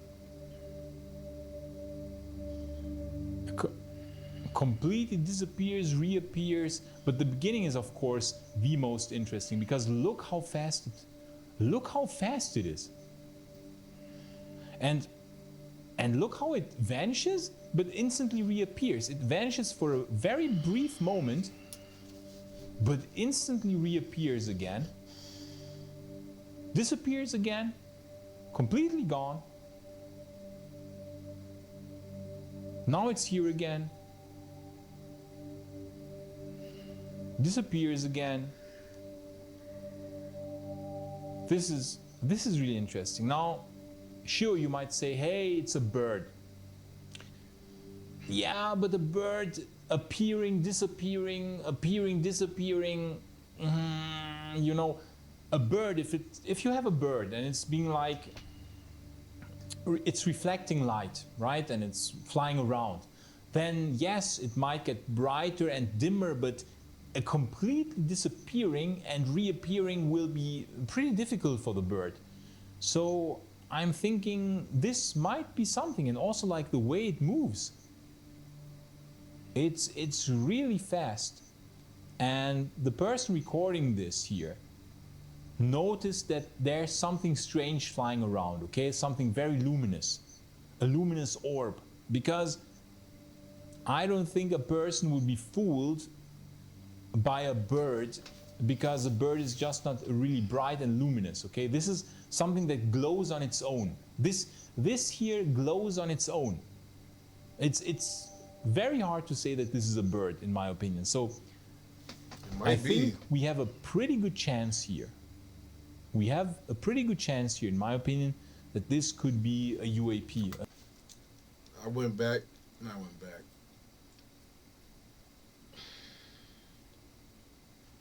I looked at it as if I was looking at a bird, and looked at it, and the movements does resemble a bird, though. An orb. An orb. One of those orbs that are now being seen in many parts of the world, to be honest. Many parts of the world. And this is really interesting. This is really good footage where I have to say, yeah, I will leave the possibility open that this could be a real UAP here. A real UAP. Now here's a video that many find fascinating, and let's have a look, friends, because it looks utterly incredible. Like, it looks insane. On first sight, it's like, wow! They're low. 3 of them. This looks just like a... okay, it looks like 4 weird objects followed by helicopters, right?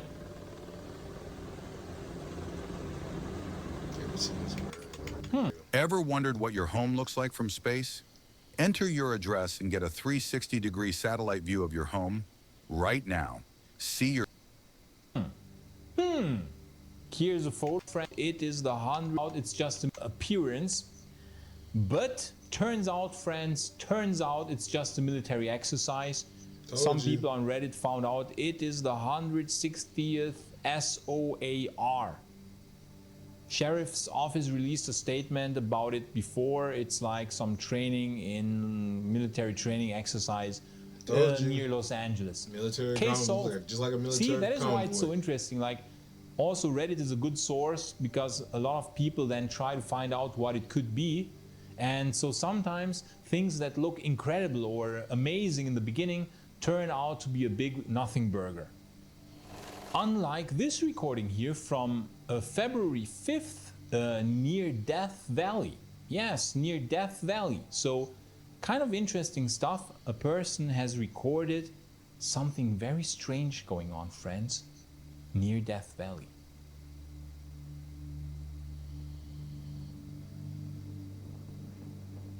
Watch it.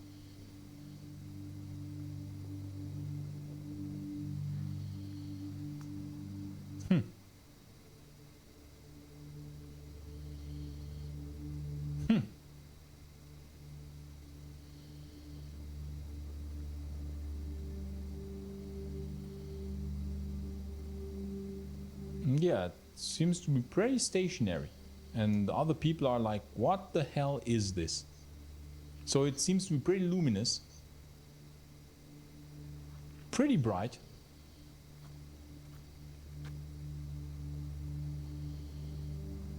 Just floating in the air.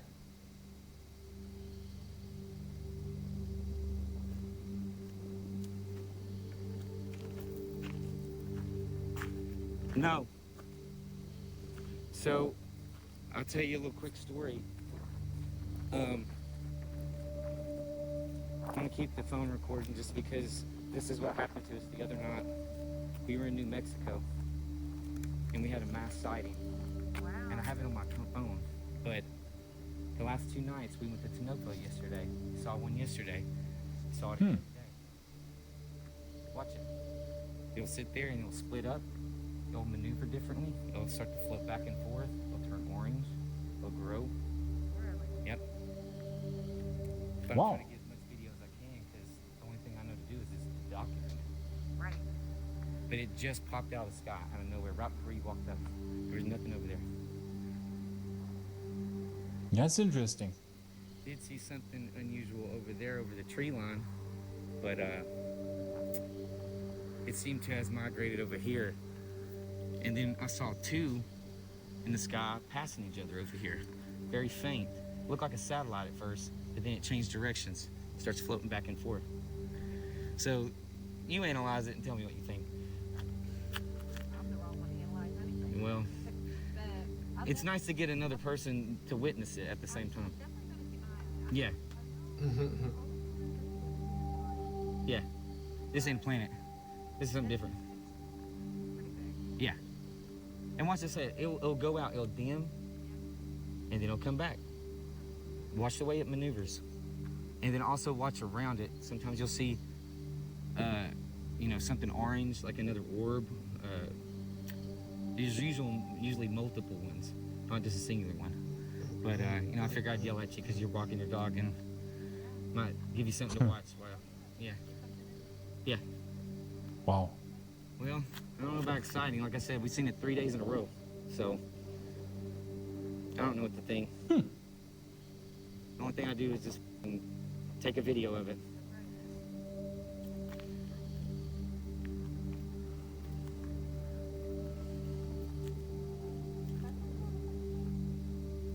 Watch it.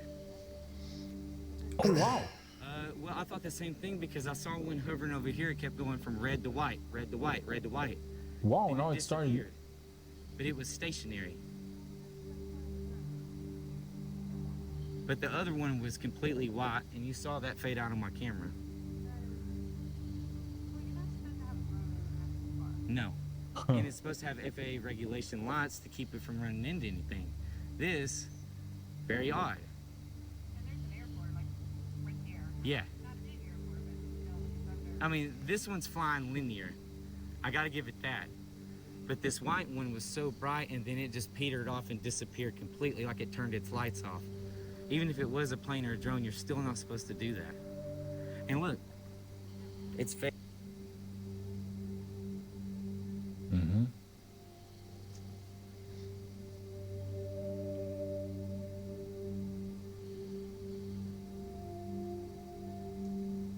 Oh, this one's disappearing. It's gone.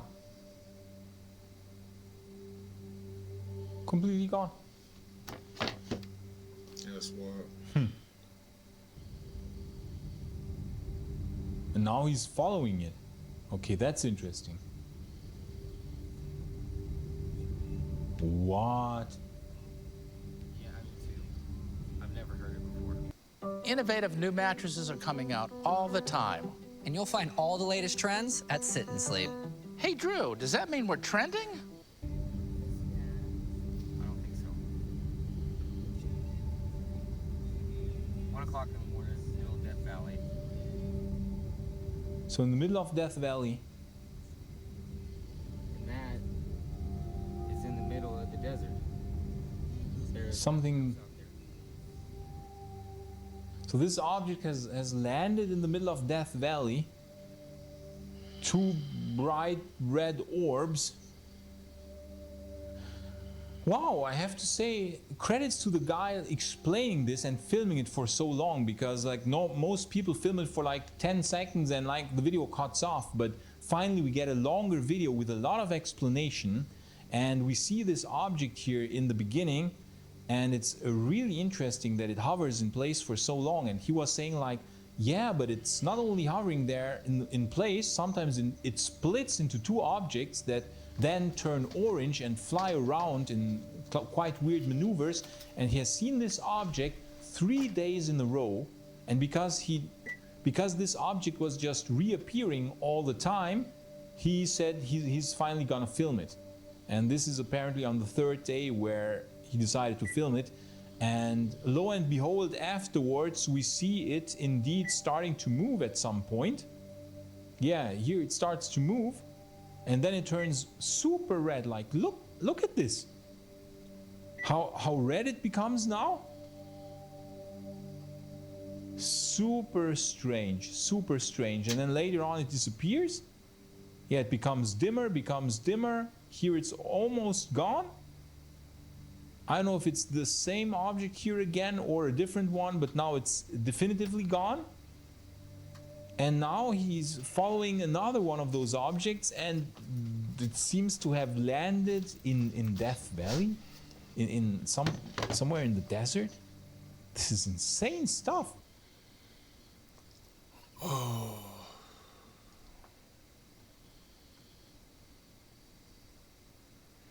All right, family.